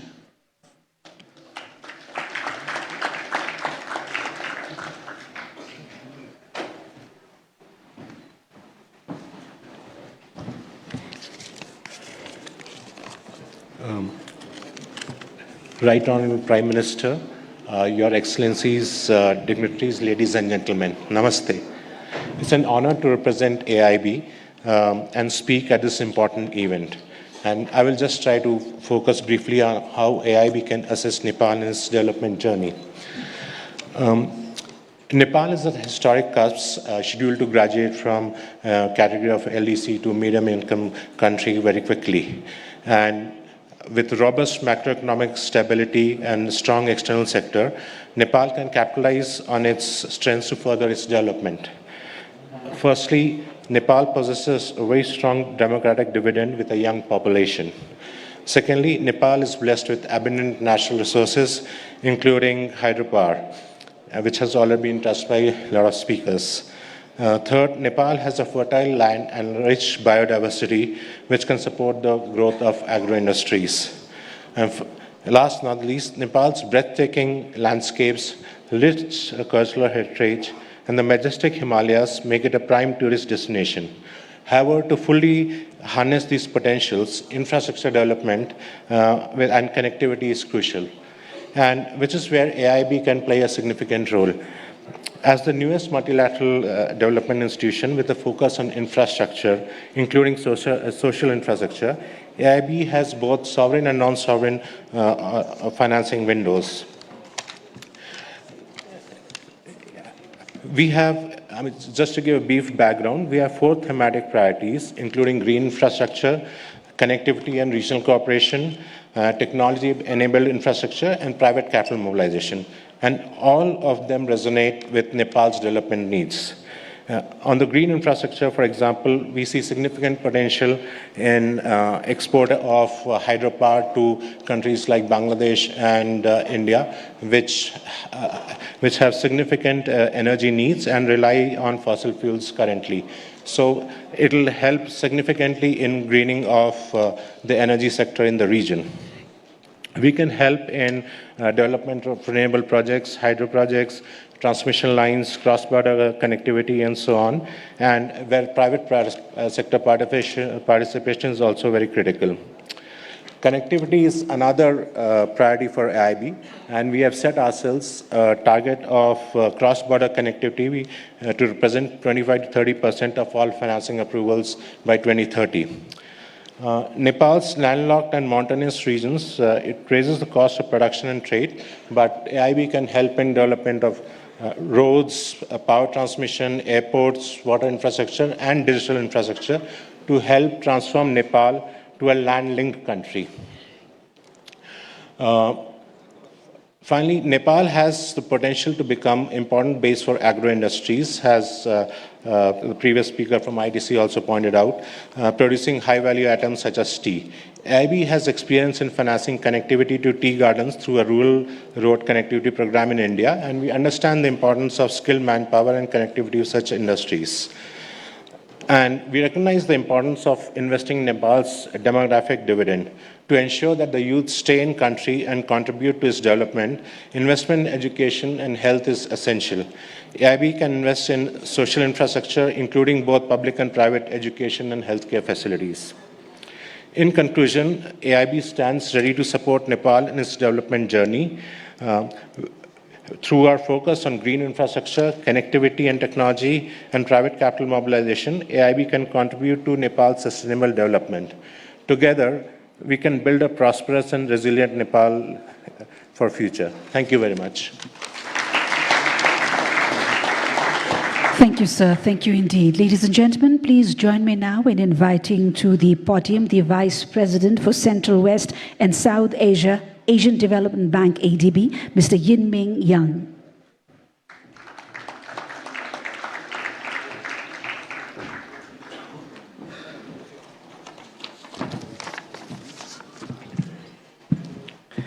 Honorables, Excellencies, ladies and gentlemen. It is a great honor for me to participate in this summit. On behalf of the Asian Development Bank, let me extend our warmest congratulations to the opening of the third summit. Nepal is at a critical stage of welcoming investors by showcasing important progress in improving the business climate in recent years. The country is well placed to harness the benefit of the richer natural resources and the friendly external relations in critical areas such as water resources, green energy, agriculture and tourism, trade and investment. In my remarks, I will touch upon ADB's operations in Nepal and share our views on priorities for promoting investments. ADB is seeking opportunities to expand our private sector operations. Our investments include a hydropower project, lending to SMEs, including women-led business, partnership on trade finance with financial institutions, and the support through venture capital. ADB and the World Bank Group are currently preparing a joint approach for our forthcoming country strategies. The joint approach allows closely aligning all our operations during the period 2025 to 2029, including in private sector development. Coming to my views on how to promote investments, especially from the private sector, I would like to share a three-stream approach, namely upper, middle, and downstream support. On upstream support, ADB's sovereign and non-sovereign operations will collaborate under one ADB approach to introduce reforms to strengthen the enabling environment for the private sector development. Through a mix of our instruments, mainly policy programs, investment projects, and technical assistance, ADB works with a wide range of stakeholders to help pinpoint critical reforms and integrate them into our operations. Some key areas for strengthening the enabling environment for private sector include simplified permits and approval process in the areas of business registration, land permits, environment and social safeguard standards, investment repatriation, flexibility in hiring, and transparent and fair tax administration. Furthermore, ADB is developing a PPP roadmap for Nepal and will support priorities identified in the roadmap. ADB, in collaboration with International Finance Corporation, is also working with the government to obtain approval for ADB to issue offshore local currency bonds in the near term in order to enrich the tools for supporting a strong private sector development. Coming to mainstream support, ADB offers support for PPPs in the form of transaction advisory services at every stage of the project cycle. ADB deploys significant resources to support upstream and midstream activities for PPPs. ADB envisages some midstream opportunities for private sector support to be embedded in its sovereign operations, and will therefore screen each project at early design stage to identify such possibilities. For example, in the PPP roadmap for Nepal, our initial assessment shows the potential for PPPs in solid waste management, smart metering, solar parks, options and maintenance of roads and tunnels, consistent with ongoing federal reforms. Turning to downstream support, including climate finance, at Asia and the Pacific's Climate Bank, ADB aims to mobilize $100 billion in climate finance by 2030, and to increase support to climate change mitigation and adaptation to 75% of our overall commitment operations in terms of a project number.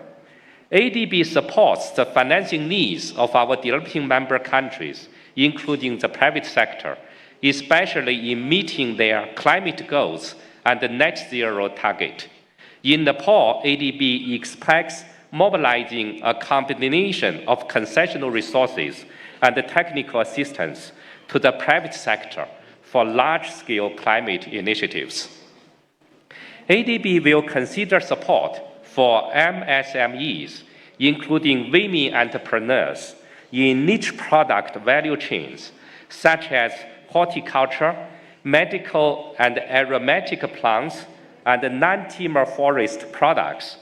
ADB will also explore opportunities for mobilizing long-term private financing for infrastructure development, such as electricity generation from hydropower and other renewable sources. We will also explore ways to scale up business models and technology solutions to increase their impacts, focusing on digitalization, gender equality, inclusive finance, and climate adaptation, in line with the government priorities.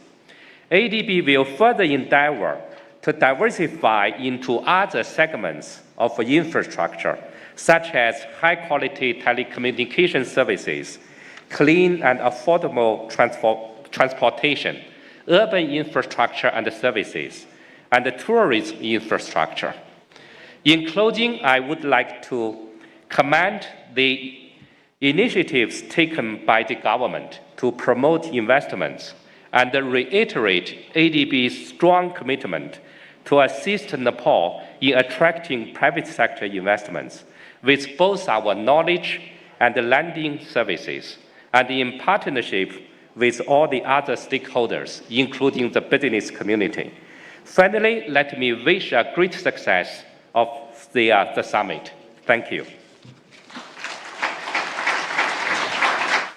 Thank you, sir. Thank you indeed. May I now invite upon stage the South Asia Regional Vice President of the World Bank Group, Mr. Martin Reiser, to share his remarks.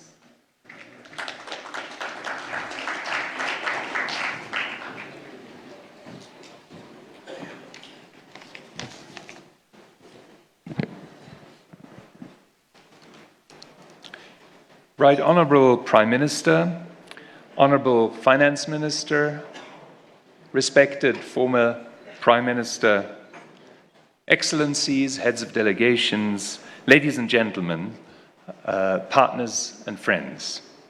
Namaste and a good morning, or by now almost good afternoon to all of you. It's a great pleasure to be back here in Nepal and very exciting to participate in this third Nepal Investment Summit. I'm here with a delegation of colleagues from the World Bank, from the IFC, and from MIGA. We, as the World Bank Group, are here to support Nepal's commitment to transform the country into an emerging destination for global investment. There are many things for Nepal to be optimistic about, and a lot of them have already been mentioned. Nepal's economic model has delivered growth and reduced poverty with an average rate of 4.3% in the last decade, elevating the country to lower middle-income status in July 2020. Nepal offers many opportunities for greener, more resilient and inclusive development.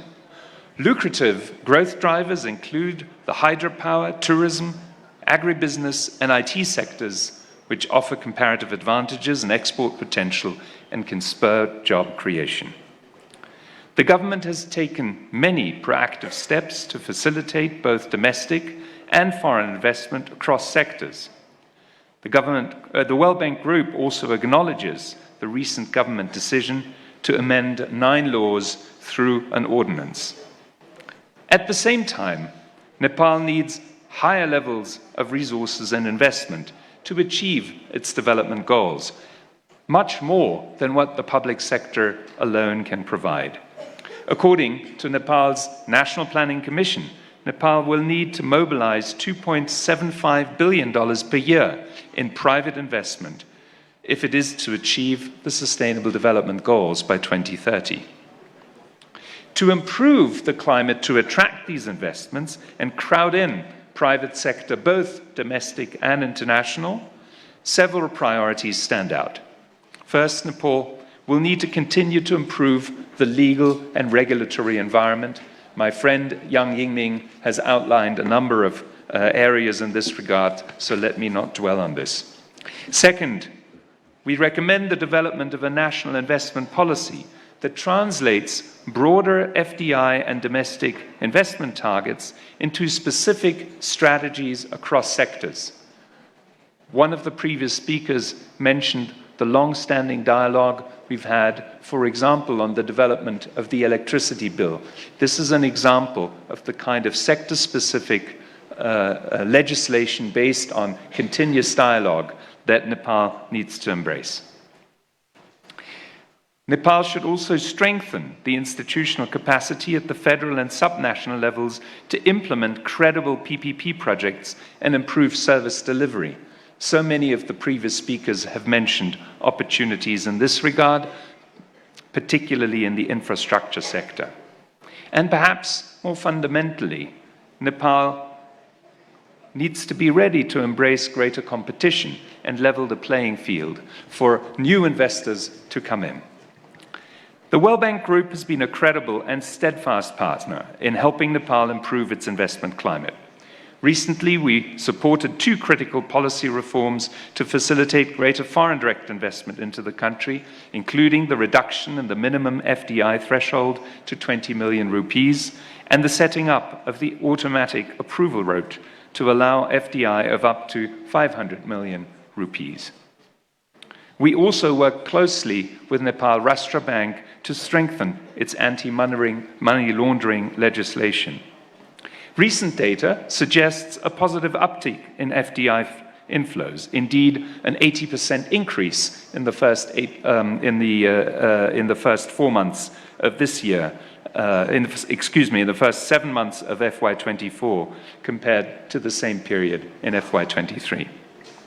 We are helping Nepal conduct investment assessments into the investment climate, including through the World Bank's flagship Be Ready report, which will be released in September this year and will assess the overall investment climate. We're also carrying out similar assessments at the provincial level to help identify opportunities and constraints at the subnational level.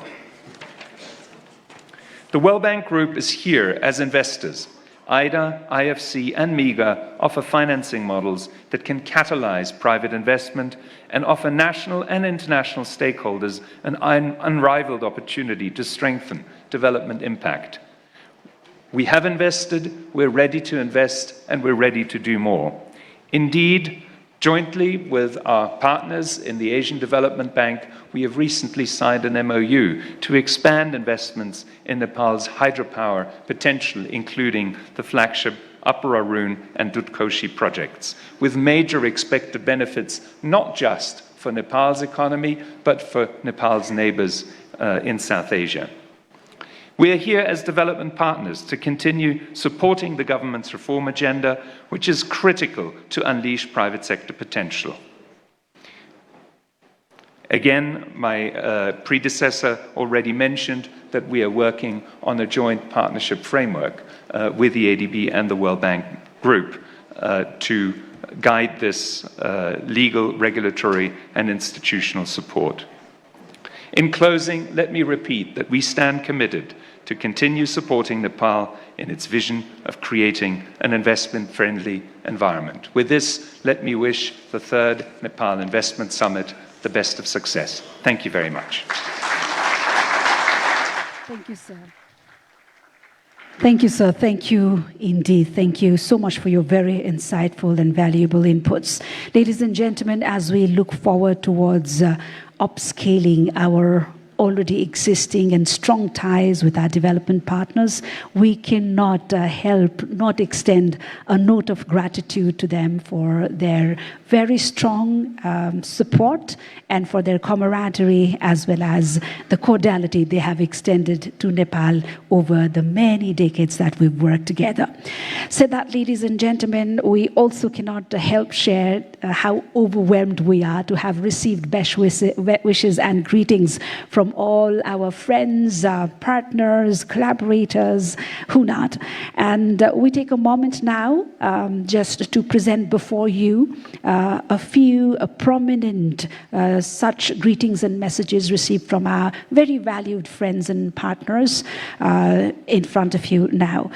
First and foremost, allow us to draw your attention towards the screen now as we play the video message received from the Secretary General of the United Nations Conference on Trade and Development, Her Excellency Madam Rebecca Greenspan.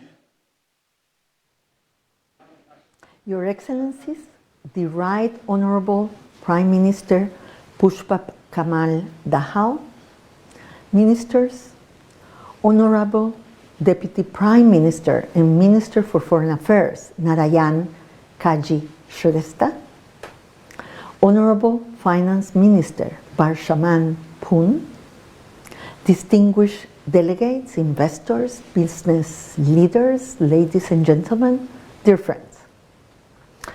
As Secretary General of the UN Trade and Development Conference, it is with great honor and a sense of shared purpose that I address you today at the third Nepal Investment Summit.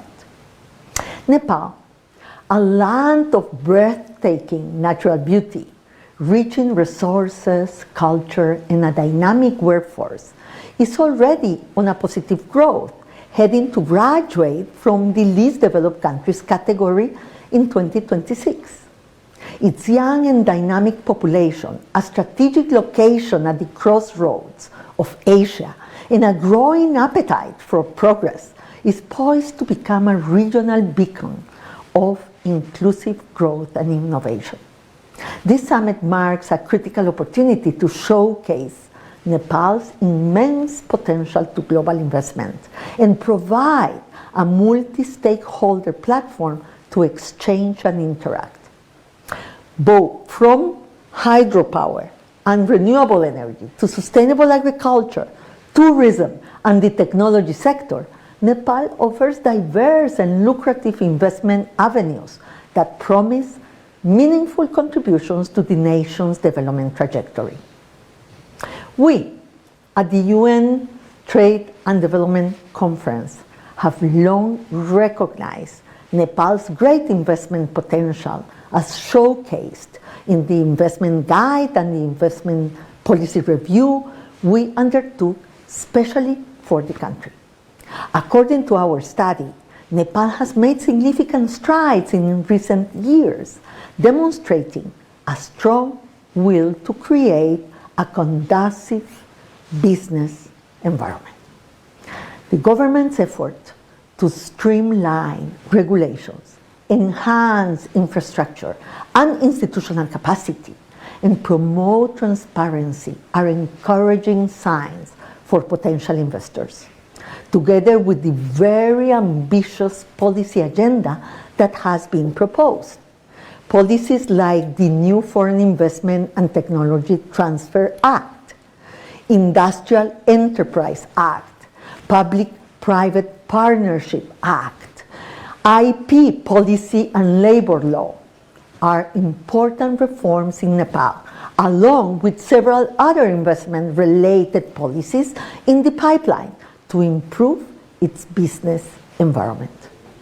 As Nepal continues on this path, ensuring a level playing field for both domestic and international investors will be essential to attracting the scale of investment needed to reach its full potential. We must also prioritize investments that empower women, youth, bridge social divides, and that address Nepal's unique vulnerability to climate change. Investing in green technologies, resilient infrastructure, and climate-smart agriculture is not merely a profitable choice, but an urgent necessity for Nepal's long-term prosperity and security. We at UNCTAD stand as a steadfast partner to Nepal on this journey. Our reports, conferences, and technical programs are available to support the government in creating policy frameworks that promote sustainable investment, build capacity, and foster technological innovation. Distinguished guests, the opportunities before Nepal are vast. By working together, government, the private sector, investors, civil society, and international partners, we can unlock Nepal's potential and build a future where economic growth, social progress, and environmental sustainability go hand in hand. Let this summit be a catalyst for bold action, innovative partnerships, and a resounding commitment to a prosperous and inclusive future for Nepal. I thank you. And we extend our bit of gratitude for these very optimistic and encouraging words from the United Nations Conference for Trade and Development. Thank you, Your Excellency. Ladies and gentlemen, this summit is all about laying a foundation to creating new ties and to bolstering networks, both old and new. And in this regard, today for us is a fresh beginning. And this say finds its relevance in the newer and the changing world realities and the context as well. And amidst the heightened developments triggered by technology, AI, and whatnot, our needs are shifting, and therefore the importance of coming together. Nepal cannot wait, trust us. Nepal cannot wait to reap from your expertise, your resources, your knowledge to create that essence of solidarity and prosperity together. Thank you one more time for your very, very valued presence herein. Said that, ladies and gentlemen, we will now be hearing from high representatives from our very, very esteemed and close allies, friends, partners since a long, long time now. Friendships that date back ages old. And they would be introduced by their excellencies, the ambassadors of the friend nations who represent them. Ladies and gentlemen, the friendship, support, and collaboration have yielded countless opportunities of growth and progress for Nepal, and they continue to shape the trajectory of Nepal's development journey. Said that, and with immense gratitude, I have the pleasure, first and foremost, of inviting upon podium His Excellency, the Ambassador Dean R. Thompson, the Ambassador of the United States to Nepal.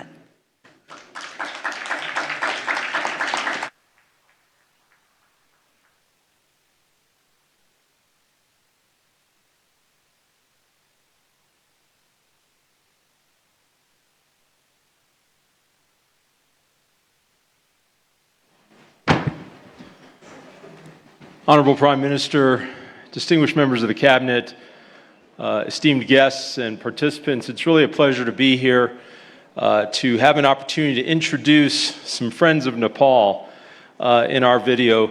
But quickly, I just want to say, for 77 years, the United States has been a steadfast partner working closely with Nepal on its development journey, and we're so proud that as we look forward for the next 77 years, we're poised to invest billions of grant-based assistance in developing infrastructure, transportation sectors, health sectors, and many, many other areas of Nepal. And working together, we want to strengthen the business climate and make Nepal indeed a fine destination for investment. Congratulations on this summit, and I would turn people's attention to the video screens to see some friends of Nepal from Washington with their greetings. The United States is deeply committed to Nepal's economic future. For over 7 decades, the United States has worked with the Nepali people, its government, and the vibrant private sector to attract investment, to strengthen the business climate, and to make sure this economic growth benefits people at all levels. of Nepali society. I had the unforgettable experience of visiting Nepal last year, and I saw firsthand the deep cultural heritage, the incredible natural beauty, and of course the inspiring people that make Nepal unique. From tourism to clean energy, agribusiness to IT, Nepal provides a significant emerging opportunity for investment. As Nepal graduates from least developed country status in 2026, this summit is of paramount importance, as are the government of Nepal's continued steps to adopt pro-growth reforms and further build on its impressive democratic progress. USAID is looking forward to continued partnership with the government and with the private sector to generate additional growth and opportunity for the people of Nepal. The United States is committed to supporting Nepal's economic growth. DFC has committed more than $270 million in projects across Nepal to support Nepal's vital economic sectors, including technology, agriculture, and energy. We have focused on improving access to capital for small and medium enterprises across Nepal, particularly strengthening women's economic empowerment. And we know that there is much more that we can do together. Together, we can invest in Nepal's infrastructure and help support economic growth across the country. And we at DFC are ready to do our part. Nepal and the United States have a long history of bilateral ties based on our shared principles and values. I saw the importance of this common foundation when I visited Nepal last year and witnessed firsthand the immense potential for growth in our relationship. I'm excited for this summit because I see how much opportunity exists for Nepal and the United States to expand our business and investment ties. I look forward to seeing how both Nepal and the United States find ways to make Nepal's business climate welcoming to U.S. investment and how we can continue working together to build up our relationship. The $500 million Nepali-led MCC Compact supports clean and reliable energy and safer roads, and aims to create tens of thousands of new jobs for Nepalis and facilitate robust cross-border trade in clean energy.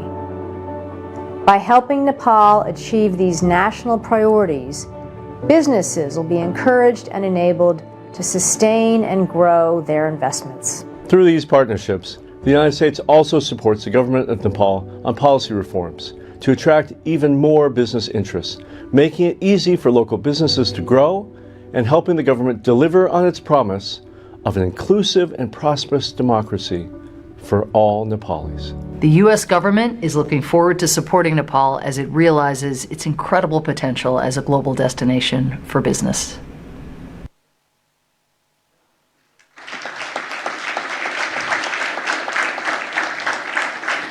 Without further ado, ladies and gentlemen, thank you, Your Excellency. Thank you indeed. May I now invite up on stage the Regional Director of the Foreign Commonwealth and Development Office, FCDO, Mr. Ben Mellor.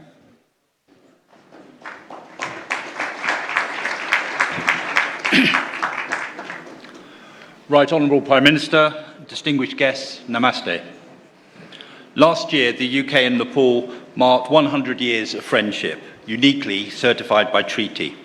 Our sights are now firmly fixed on the next 100 years, which can and must be an investment-driven epoch for our old friend. I'm delighted to be back in Nepal. Less than 2 months ago, I had the privilege of congratulating the new government on its second day in office. And here we are already celebrating a major milestone, this third Nepal Investment Summit. Today's event follows a successful investment conference held in the City of London last year, where Nepal garnered significant interest as an investment destination. And momentum is building. Over recent weeks, the Nepal government has enacted by legislation or by ordinance important economic reforms, which we've heard about this morning, which will make it easier for many gathered here to invest in Nepal. I commend these efforts and encourage rapid implementation to ensure Nepal secures the investment it needs. As the UK Minister for Development underlined during his own recent visit, the private sector is the engine of development. Only the private sector can drive development and create jobs at the rate necessary to keep the kids in the country. and consolidate Nepal's graduation from LDC status. This summit sets us on that path, mobilising domestic and foreign direct investment to upgrade infrastructure, harness hydro, expand big business, and build a market in which SMEs, the engine of employment, can flourish. I am delighted that our UK delegation at this summit reflects the full bandwidth of UK-Nepal economic relations. Our delegation is reinforced by His Majesty's Trade Commissioner for South Asia and by senior representatives of the UK Development Finance Institution, BII.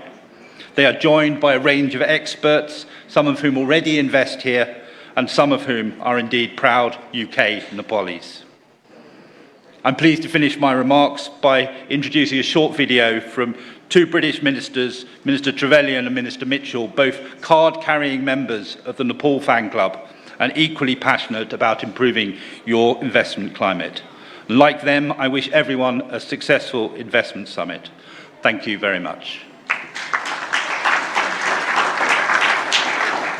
Namaste. It is a real privilege for my colleague, Minister Andrew Mitchell, and myself to speak to you today as you gather at the Nepal Investment Summit. We are so sorry that we cannot be with you there in person. Our bilateral relationship, dating back to 1816, is a testament to the close and warm relationship between us and ties between our people which have strengthened over time. I cherish the very warm welcome that I received in Nepal last year during the celebrations of 100 years since the signing of the Treaty of Friendship between our two countries. Now, my own recent visit to Nepal left me in awe of your country's enormous potential. Multiple sectors, whether that's tourism, hydropower, digital or agriculture. And we have no doubt that investors will find these investment opportunities attractive. The strong growth potential, combined with a chance to build lasting networks, can help businesses achieve their aims while helping your economy grow. Regional energy trade will get a significant boost if businesses can harness the untapped potential of the vast hydro resources. That will not only deliver practical benefits, but also combat climate change at the same time. Since 2012, we have supported Investment Board Nepal, which has mobilised over £1 billion in investments, including for the Arun 3 hydropower project. Our development finance institution, British International Investment, has committed £125 million in Nepal and is actively scoping new investment opportunities. And during my recent visit, I launched the UK's new development portfolio. Between now and 2030, we will provide £400 million to attract more than £1 billion in investment. We support your determination to create a conducive environment for investors and stand ready to work together on the necessary reforms for making Nepal an attractive destination for foreign capital. We hope that this summit will be a great success, and we look forward to working closely with you to further strengthen our partnership. Thank you. Thank you indeed. Thank you indeed to the high dignitaries and to Mr. Mellor. Thank you so much. Ladies and gentlemen, please join me as I invite up on stage His Excellency Ambassador of India to Nepal, Mr. Naveen Srivastava.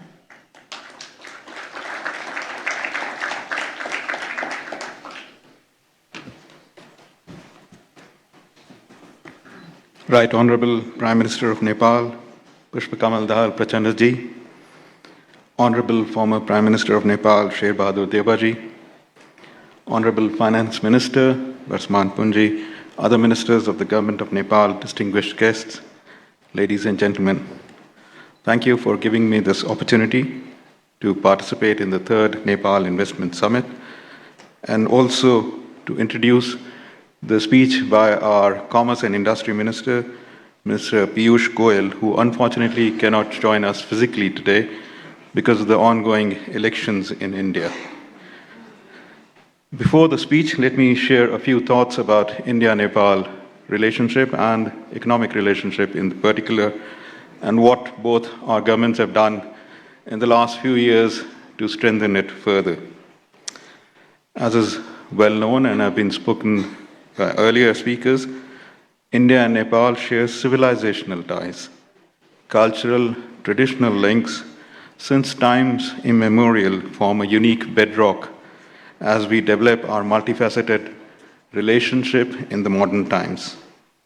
Under the leadership of Prime Minister Modi and our Neighborhood First policy, it has been our endeavor to work with the government of Nepal to create an enabling environment for benefit of both peoples. It is indeed a matter of great satisfaction that India today is the biggest cumulative FDI investor in Nepal, with more than 33% of Nepal's FDI stock currently, which amounts to about 89 billion Nepali rupees. This investment trend continues its positive trajectory, and in recent times we've seen new investments coming in sectors such as construction, automobiles, or FMCG. This is apart from the huge investment that India and Indian companies are making in the hydropower sector. As we look to the future, the Government of India will continue to encourage Indian industry to invest further in Nepal. The large presence of the Indian delegation today is a reflection of that commitment. We would also be launching a new investment guide for investment by Indian companies in Nepal in collaboration with the Nepal India Chambers of Commerce and Industry. As governments, it has been our endeavor to not only encourage and facilitate business investments, but also to create infrastructure facilities and ease regulations which will organically foster greater economic linkages. Towards this end, the Government of India is working towards several initiatives by providing grants for building integrated checkposts, 3 of which have been made functional, 2 more are being built. We've launched cross-border digital payments to facilitate an ever greater number of Indian tourists coming to Nepal. Indian tourists already constitute the largest number of foreign visitors to Nepal. And as speakers earlier said, in the last few years, hydropower exports from Nepal to India have added a new dimension to our ties. Last year alone, Nepal exported about 650 megawatts of power to India, earning a considerable revenue, which constituted about 10% of Nepal's total export to India, or 7% of Nepal's global exports. To further foster this, our 2 governments have also concluded a long-term agreement on power trade, which was finalized during Right Honorable Prime Minister's visit to India last year. At present, we are also discussing a trilateral power trade between India, Nepal, and Bangladesh. The vast demand for clean energy in South Asia, with a combined population of close to 2 billion people, provides an opportunity for Nepal to further boost its hydropower potential, and in the process to ensure economic development. In this regard, the choices that we make now can be the vehicle to convert the vision of Nepal to foster inclusive economic growth. And I'm glad that the long-term power agreement was taken at the initiative of Right Honorable Prime Minister Pushpa Kamal Dahal Prachandaji and Prime Minister Modi. Today, post-COVID-19, there is also a focus on building trusted and resilient supply chains. In this context, the regional economic integration in South Asia through such supply chains can form a new avenue of growth between India, Nepal, and the rest of the South Asia. I hope today's this investment summit would provide an opportunity to discuss and other aspects for how to further boost regional economic integration in South Asia. Before I conclude and invite you to hear our Minister for Commerce and Industry, Mr. Piyush Goyal, let me also thank both IBN and the Government of Nepal, as well as the other agencies, for putting together this fabulous event. Thank you.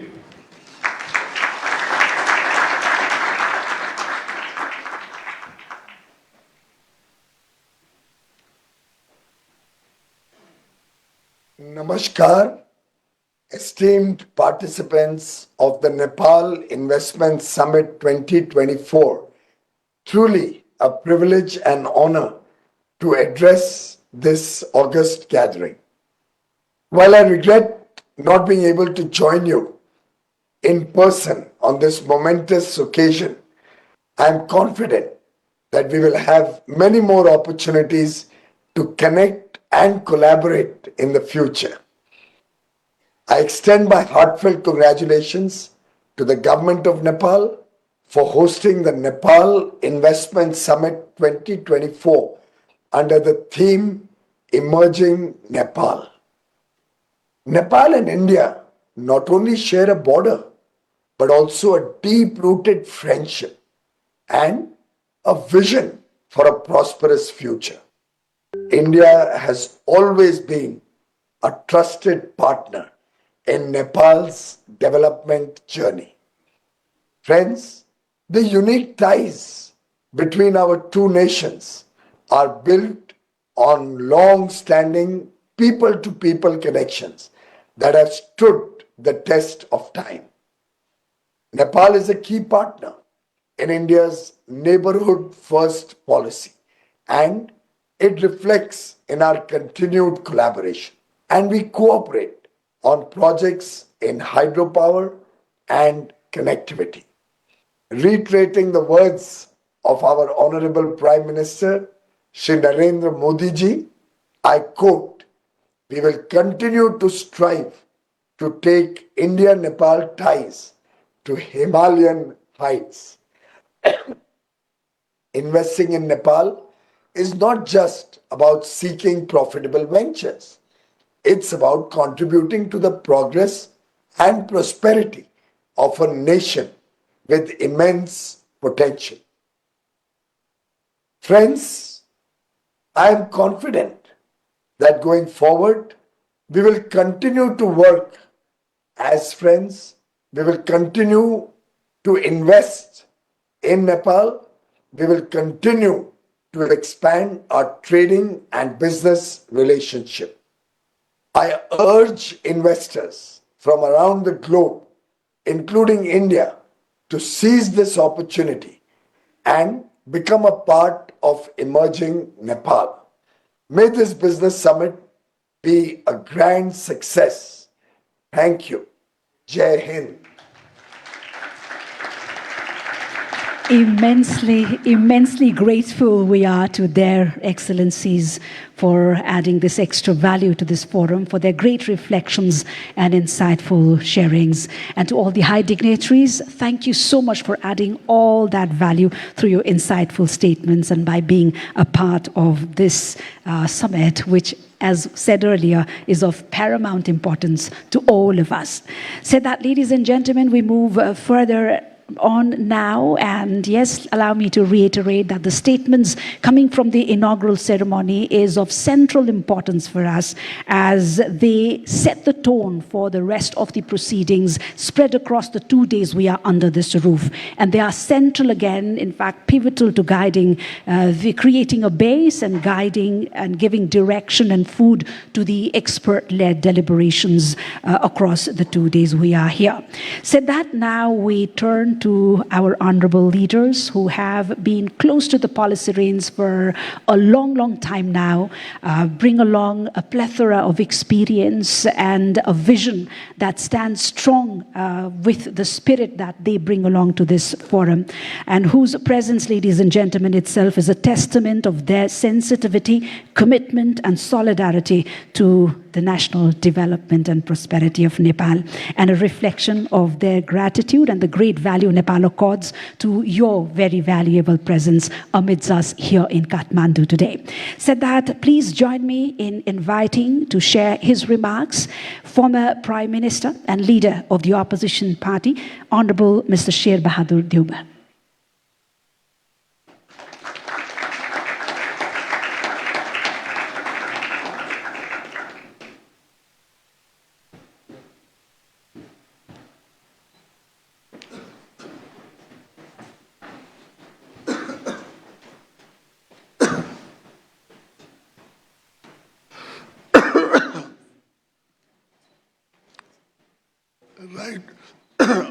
Honorable Prime Minister, Mr. Pushpa Kamal Dahal Prachandaji,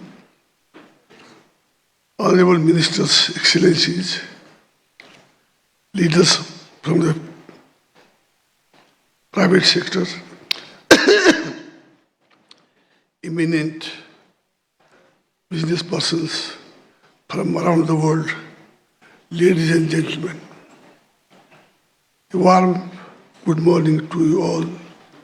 Thank you, Prime Minister, for hosting this important summit and inviting me to speak a few words of this inaugural session this morning. Let me also extend warm welcome to our distinguished guests who have traveled all the way to Kathmandu to attend this summit. I am confident that the deliberations in the summit and the various instruments of cooperation and partnership that will be exchanged during the summit will pave the way to greater flow of investment in Nepal.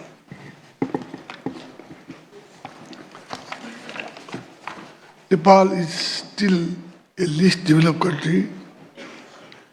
We confront huge development challenges, while our country has huge potential for development.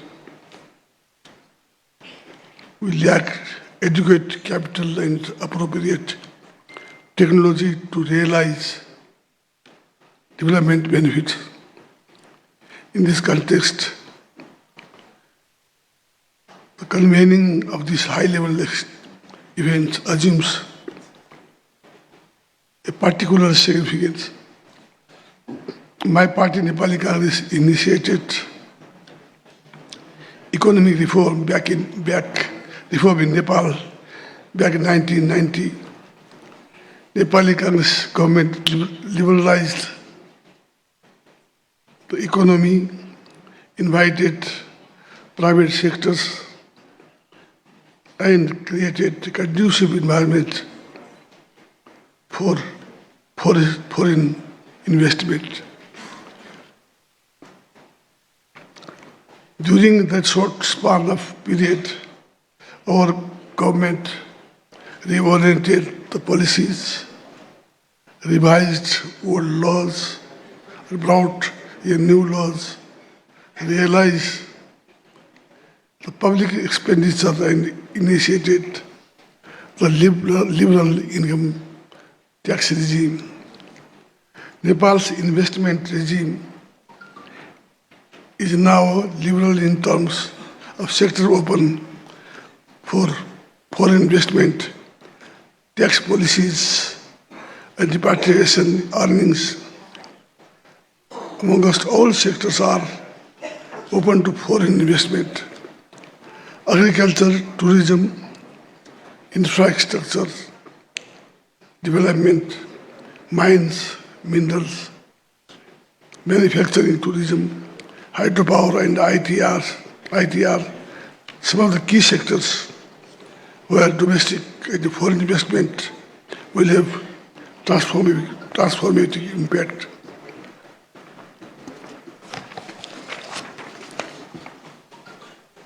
Foreign investment is protected by domestic law and various international instruments to which our country is party.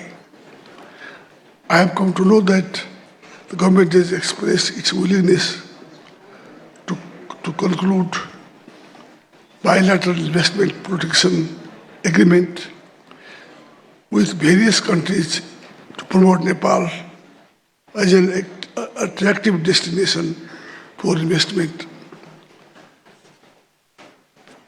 Flexible our law, demographic dividends with substantial share of young and energetic populations, reliable supply of electricity availability of local raw availability of local raw materials also contribute to make production low cost compared to other high wages countries in the region. We have established one-stop service that includes the Investment Board of Nepal for large-scale project under the public-private partnership and Department of Industries for other small and medium-sized investment projects. We have streamlined process to save time and energy for registration of companies and putting them into operation relatively within a short period of time. Less bureaucracy means faster decision making and quicker approval of proposals. Moreover, all major political parties remain committed to promote foreign investment in Nepal and come together to foster consensus on key investment-related issues. During my tenure as the Prime Minister, we implemented crucial reform. We aimed at the promoting foreign investment, boosting tourism, harnessing the potential of hydropower, revitalizing industries and agriculture. As the reform was not completed, I believe that the present government will continue the reform initiatives and create more conducive environment for the private sectors. Internal market is expanding with the increase in income of people of external market is accessible due to geographical proximity and concessional trading facilities that we receive from our neighbors and other countries, other partners. Our two neighbors, India and China, offer huge market opportunity for Nepal. We also have supportive trading relationship with USA and EU. As former Prime Minister and the President of the largest and oldest Democratic Party, Nepal Congress, I would like to convey the following message. We pursue liberal economic policies where market and the private sectors have an important role to play in advancing economic development under a democratic framework. The government plays a facilitating role and creates an environment that is conducive for the investment and business without losing its responsibility to ensure social justice and inclusive representation of all segments of Nepalese society.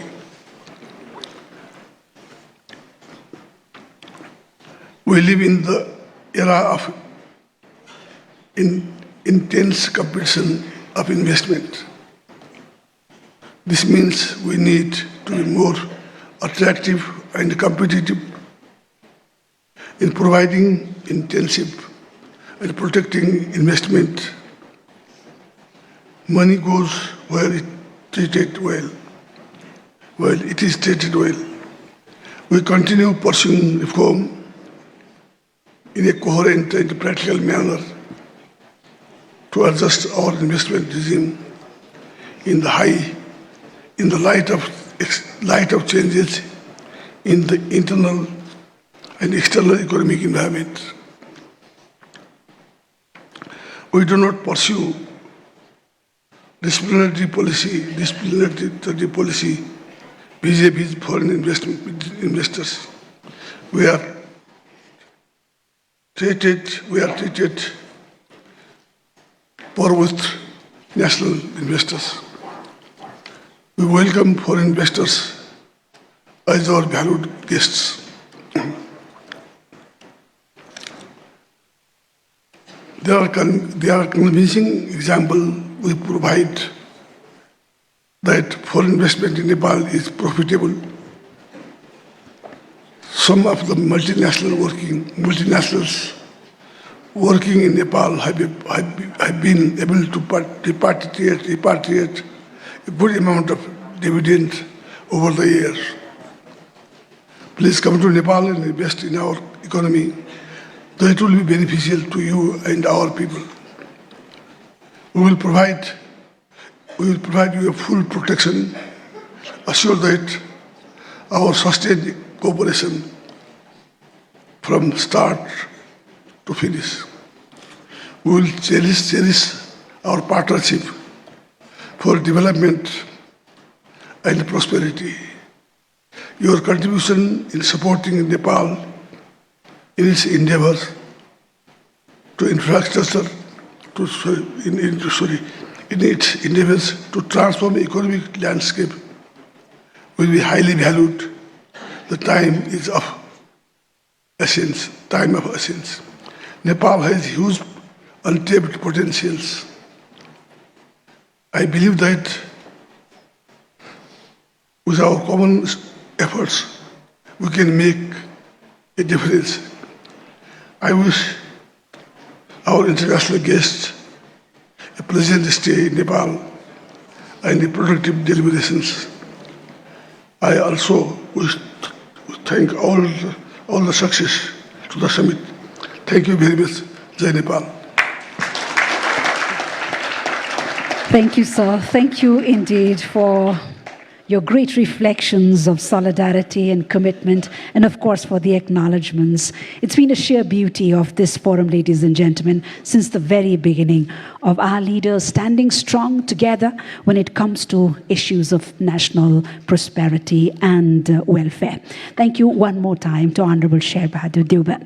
Said that, ladies and gentlemen, it is my pleasure to draw your attention now to a significant moment of collaboration and commitment. And trust me, this is just the beginning. And today, in the gracious presence of the Right Honorable Prime Minister, Mr. Pushpa Kamal Dahal Prachanda, and reflecting the spirit of partnership and progress, we shall witness the signing of a few MOUs. The stage has been set for it. And again, I reiterate, this is just the beginning with a very eventful summit that will be, being held here at the Solti Hotel with so many events, B2Bs and other special events lined up. We are looking forward to many, many more. And these MOUs, these partnerships, these networkings, which are fostered here at this very forum, would be our soul, our engine, and the driving force that would take us further ahead for many, many years to come. And with this hope and confidence, it's my pleasure now to invite the signatories for the first MOU, which is between the BLC Group Nepal and Yota Data Service India. And this is for the establishment of world-class data center, cloud services, and artificial intelligence platform services in Nepal. May I invite the signatories, namely from Yota, the CEO himself, Mr. Sunil Gupta, and representing Nepal, Director of BLC, Ms. Megha Chaudhary.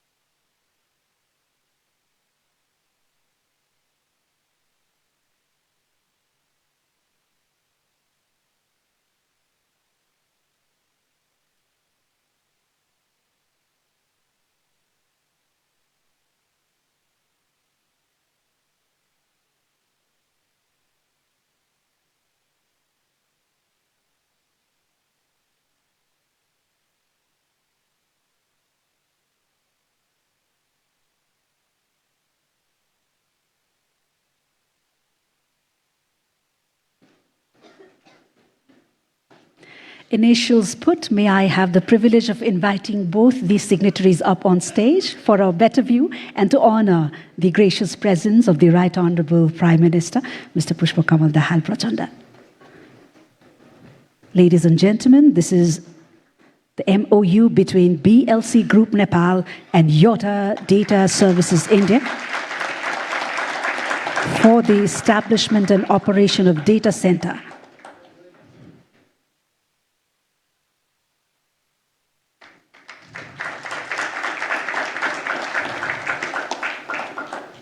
Thank you so much. The next MOU, ladies and gentlemen, is between the Federation of Nepali Chamber of Commerce and Industries and the National Chamber of Commerce and Industry of Malaysia for trade and investment promotion. May I have the pleasure of inviting the signatories from Malaysia Chamber of Commerce, the President himself, Tan Sri Dato So Tian Lai, and from FNCCI, President Mr. Chandra Prasad Dhakal.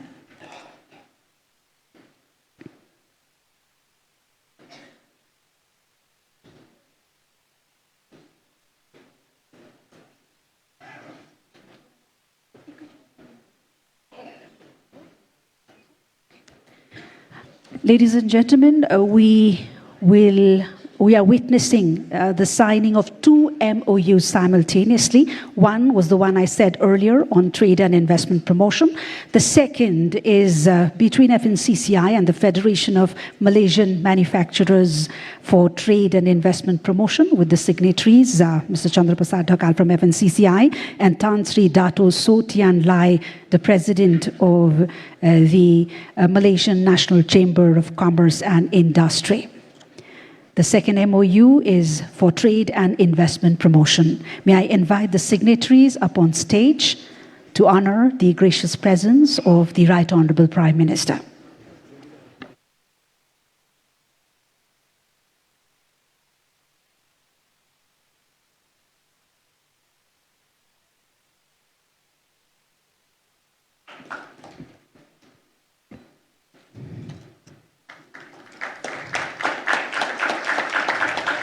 Many, many congratulations to the entities finding this collaboration as we look forward to many, many more to come in the 2 days we are here and then the days we get that network done. So that, ladies and gentlemen, these documents, as I said, symbolize our collective commitments to fostering economic growth, innovation, and sustainable development goals. We now move forward, and it's my distinct honor, ladies and gentlemen, to invite up to the podium a leader whose leadership and commitment has propelled Nepal towards a future filled with promise and opportunity.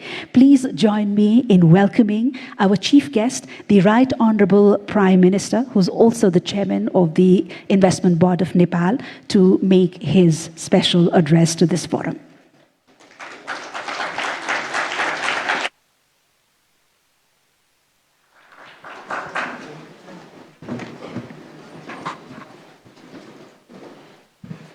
Honorable former Prime Minister, my cabinet colleagues, distinguished delegates, esteemed guests, ladies and gentlemen, very good morning and namaste to everybody. At the outset, I extend my warm welcome to you all to the third Nepal Investment Summit 2024.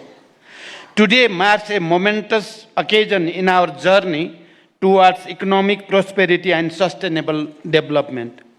As we gather here, I am filled with profound optimism and confidence that Nepal is emerging as a premier investment destination, offering boundless opportunities for global investors. Nepal is the land of Gautam Buddha, Mount Everest, and brave people. Equally, it is a country that wholeheartedly welcomes foreign investment. Nepal stands at the center of opportunities, welcoming investors with its untapped potential. Our unwavering commitment to liberal economic policies lays the foundation for a vibrant and investor-friendly business environment. We are strongly committed to carry out continuous reform to facilitate the investor, industrialists, innovators, and easing of doing business. In this context, the government of Nepal has recently amended 8 different laws governing business and investment regime. I believe this boosts the investor confidence to invest in Nepal. Distinguished guests, as a nation of peace and stability, we have created a conducive environment for economic growth and prosperity. The federal system of governance ensures a balanced development approach, fostering social and economic transformation across the nation. Nepal provides a number of incentives to foreign investors, including a robust regulatory framework, provision for the avoidance of double taxation, protection of intellectual property rights, competitive corporate taxation, among others.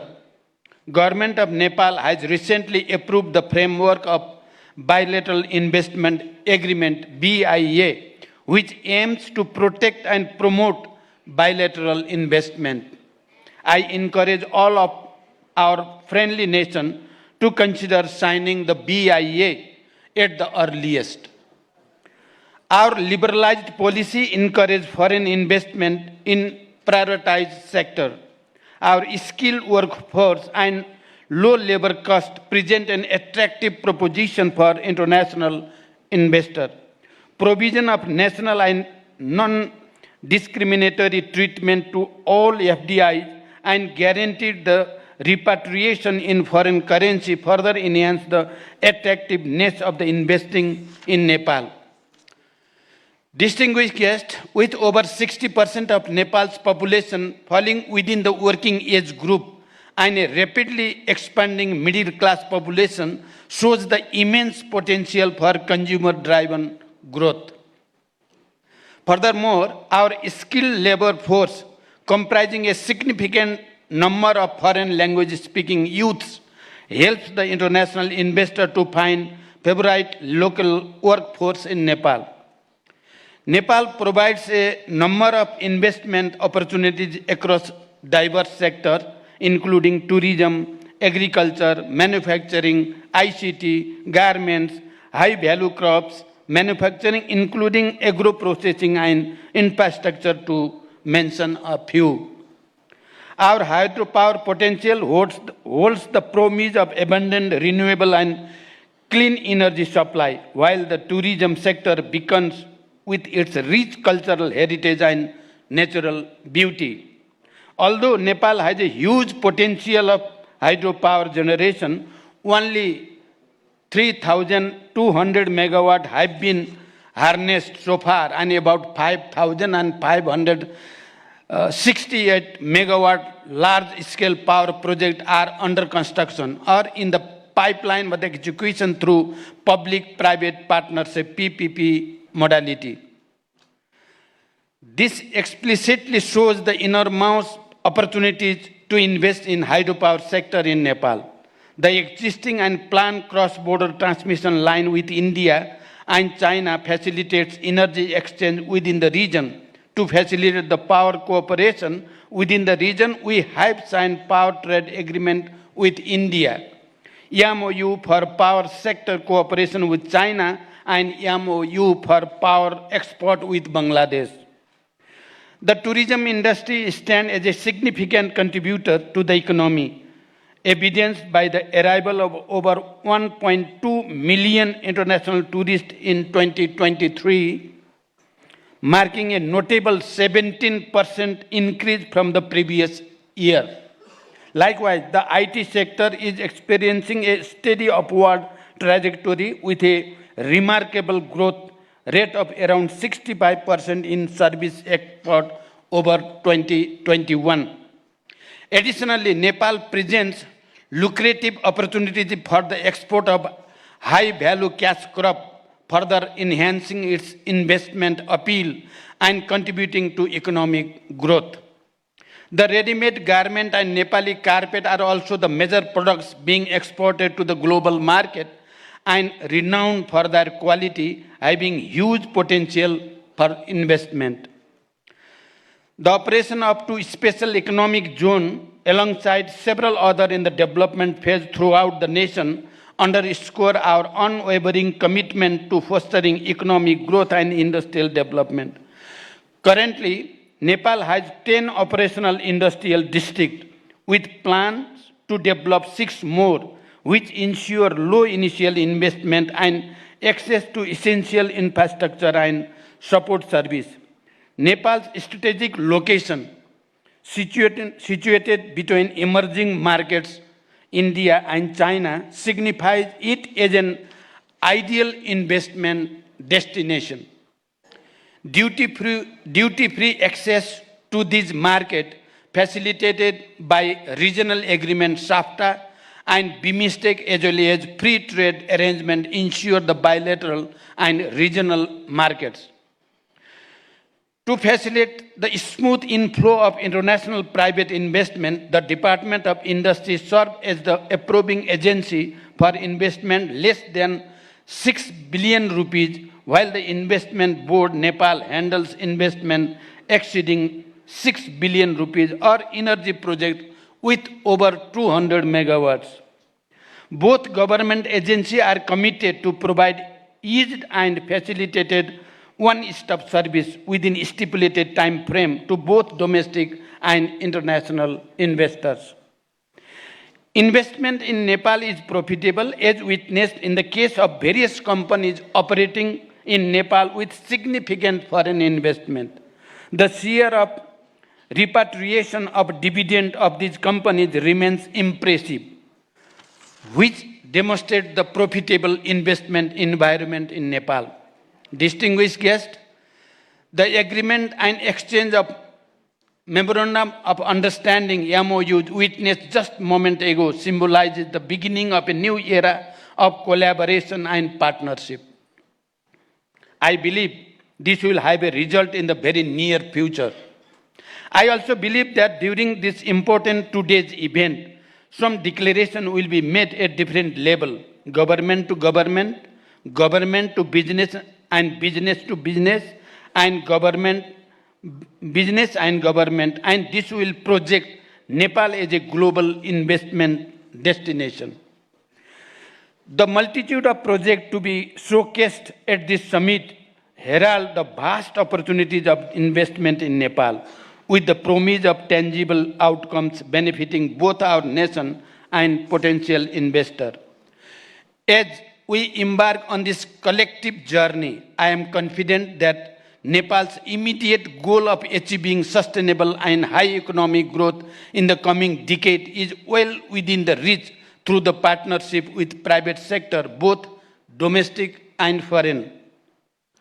With the collaboration and support of all, I am optimistic that we will harness Nepal's economic potential and chart a course toward economic transformation and prosperity.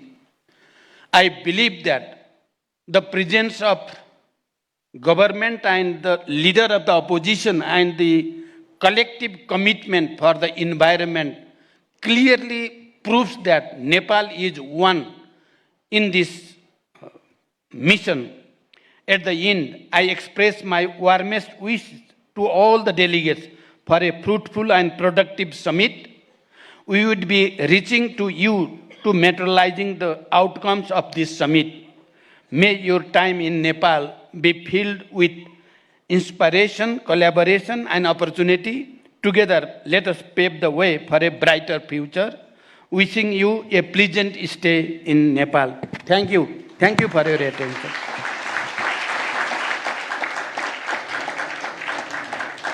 Thank you, Right Honorable Prime Minister, for your very optimistic thoughts and great vision. And thank you for gracing us today with your very valuable presence. Ladies and gentlemen, trust us, it's been a Herculean task to craft all this together, tailor everything around the summit, because we wanted to create a very strong foundation, a foundation for a new era, just as similarly to what the Right Honorable Prime Minister put it, a new era of collaboration and partnership for Nepal with the friends across the world. And the IBN, with its strategic approach to investment promotion, has over the years not only spearheaded implementation of several high-profile projects, but also has fostered an environment of trust and cooperation between the government, private sectors, and international investors. And it's been a race, a very high race for the IBN and the entire team itself. So, ladies and gentlemen, as we applaud the entire team of IBN, who's been working day and night under the supervision and guidance of the Right Honorable Prime Minister, the Finance Minister, as well as the entire government team, may I invite now to extend the vote of thanks, the leadership himself, the CEO, who is also the Member Secretary of the Nepal Investment Summit 2024 Steering Committee, Mr. Sushil Bhatta, to extend the formal vote of thanks.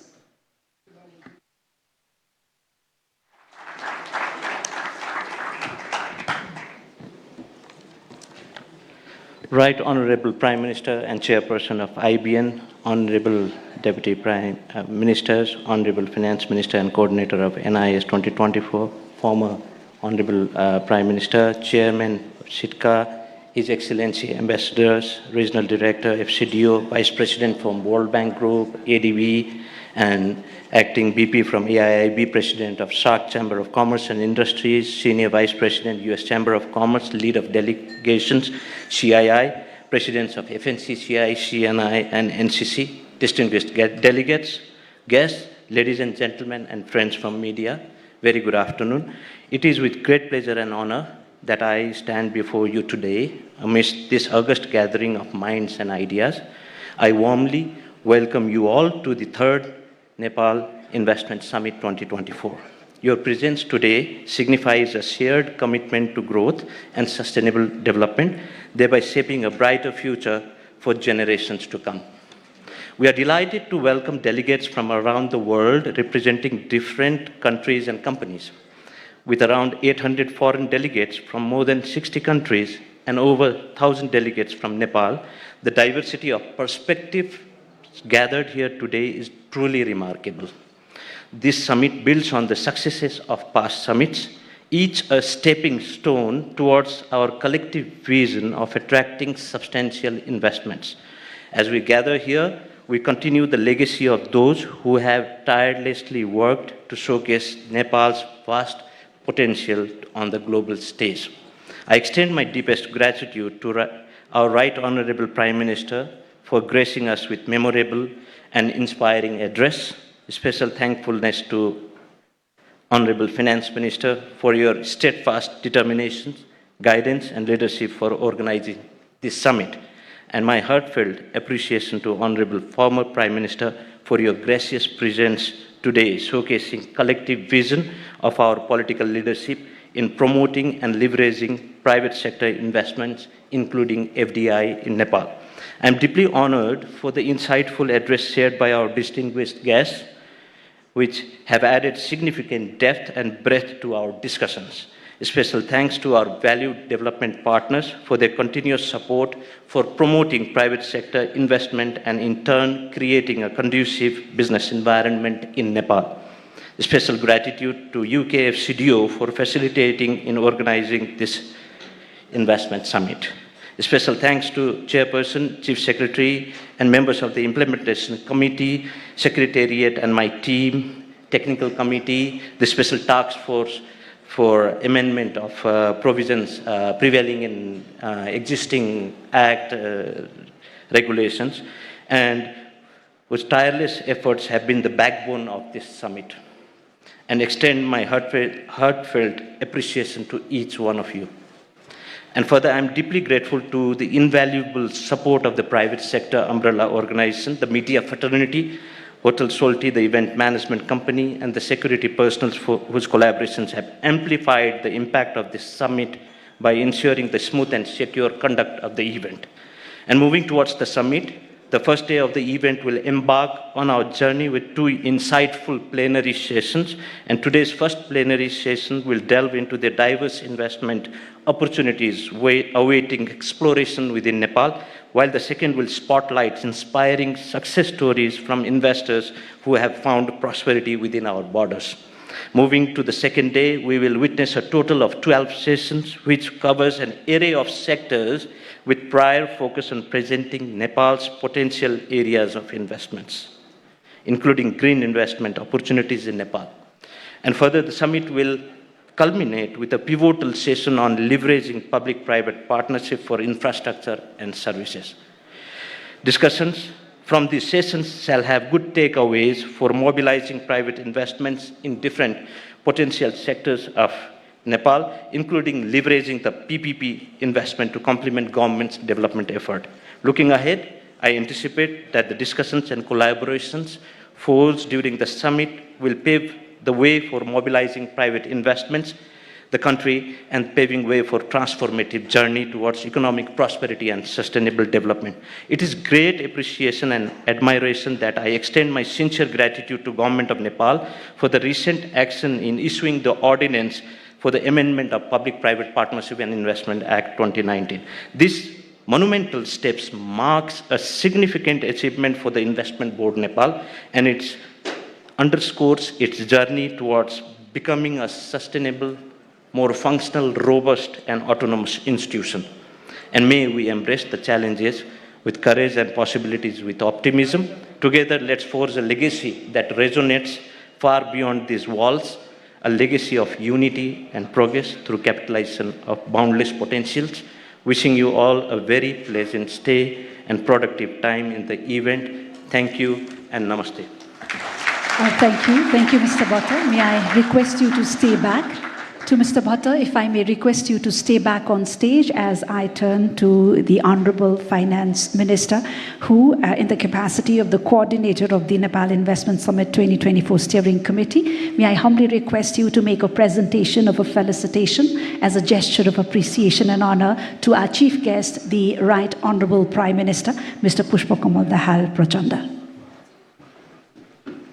And this is extending our heartfelt gratitude for all the supervision, the guidance, and the invaluable support that the Right Honorable Prime Minister has extended to us in every leg of drafting and executing this summit that brings us together. And may I now request our chief guest in the very concluding moments, the Right Honorable Prime Minister, Mr. Pushpakamal Dahal Prachanda, to extend felicitation to our distinguished speakers.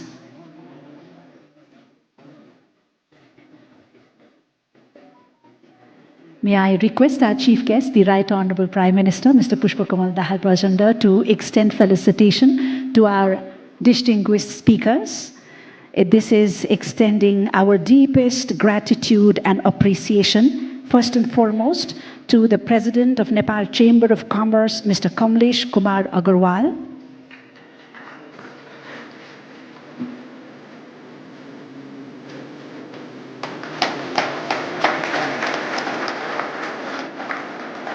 President of Confederation of Nepalese Industries, Mr. Rajesh Kumar Agarwal.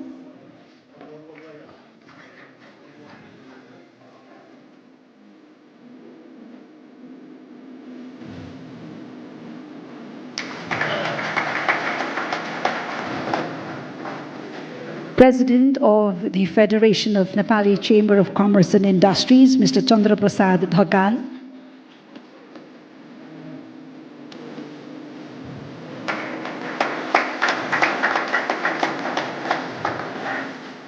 Ambassador Atul Keshav, Senior Vice President for South Asia of the U.S. Chamber of Commerce.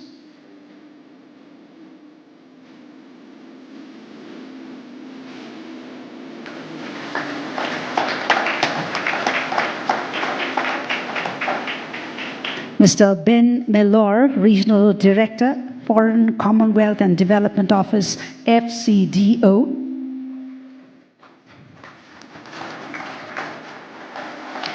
And to receive the appreciation on behalf of His Excellency Luo Zhaohui, the Chairman of China International Development Cooperation Agency, may I invite the Deputy Chief of Mission of the Embassy of the People's Republic of China to Nepal.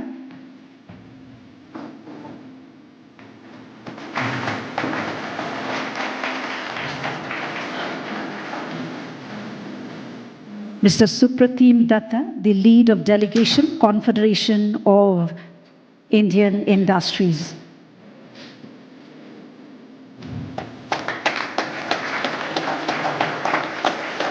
Mr. Rajat Mishra, Acting Vice President, Asian Infrastructure Investment Bank, AIIB.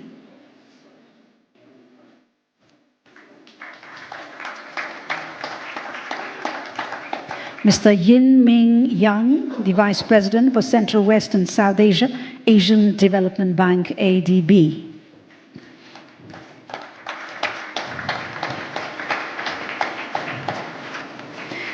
Mr. Martin Reiser, South Asia Regional Vice President, the World Bank Group.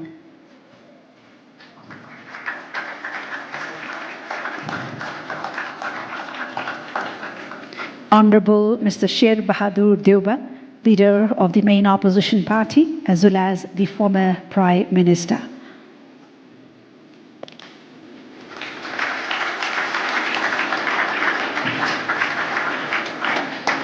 Mr. Sushil Sharma, Chairman and MD Designate, SJVN Limited.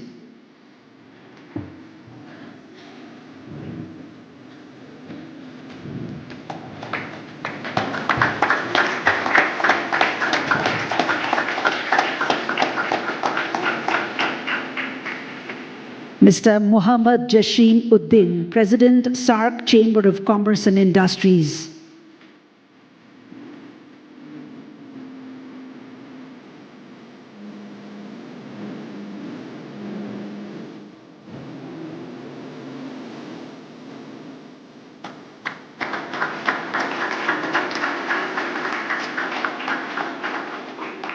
His Excellency Ambassador Dean R. Thompson, the Ambassador of the United States to Nepal.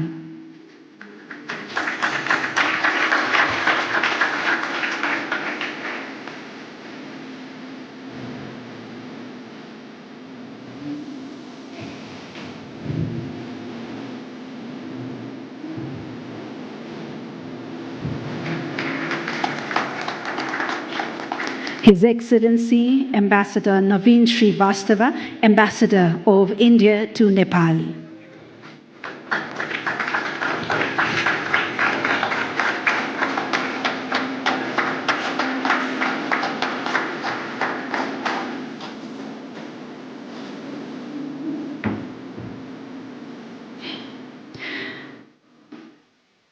Thank you to all the high dignitaries. Thank you to the Right Honorable Prime Minister. Ladies and gentlemen, reaping from all the positivism, optimism, the optimistic thoughts and commitments from our high dignitaries, we carry forth a heightened spirit of collaboration. And together we have the opportunity to unleash Nepal's vast potential. We've already treaded on a step ahead.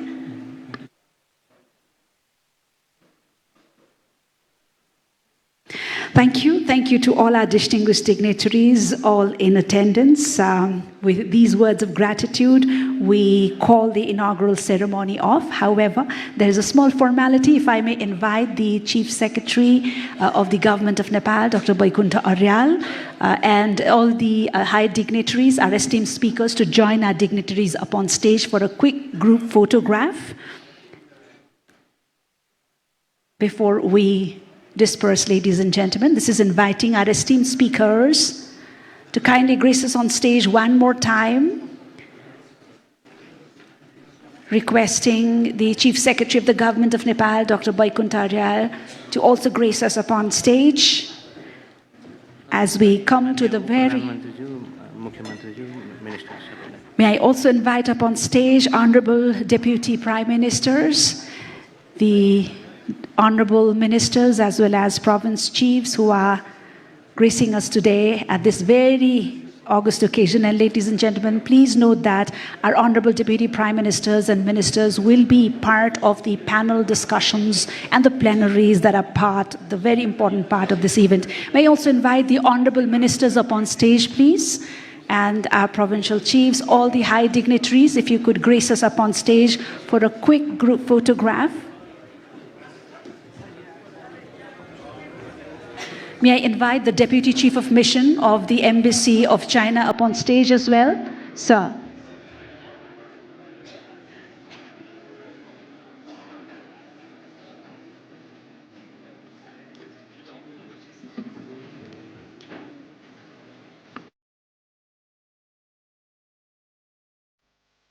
May I invite the Deputy Chief of Mission from the Embassy of the People's Republic of China? Please, sir, up on stage, if you...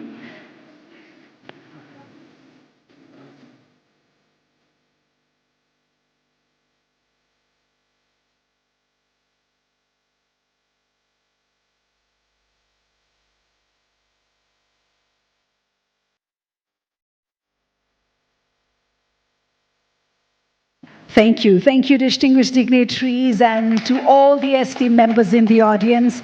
That is all from the inaugural ceremony. The first plenary begins shortly. You can be a part of the tea and refreshments that will be served outside at the garden before converging for the plenary here at this very hall. Thank you. Thank you for your very valued presence.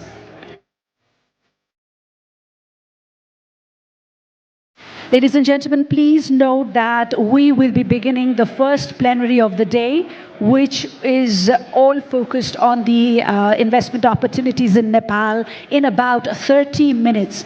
We expect you back in the hall after serving yourself to tea and refreshment outside in about 25 minutes.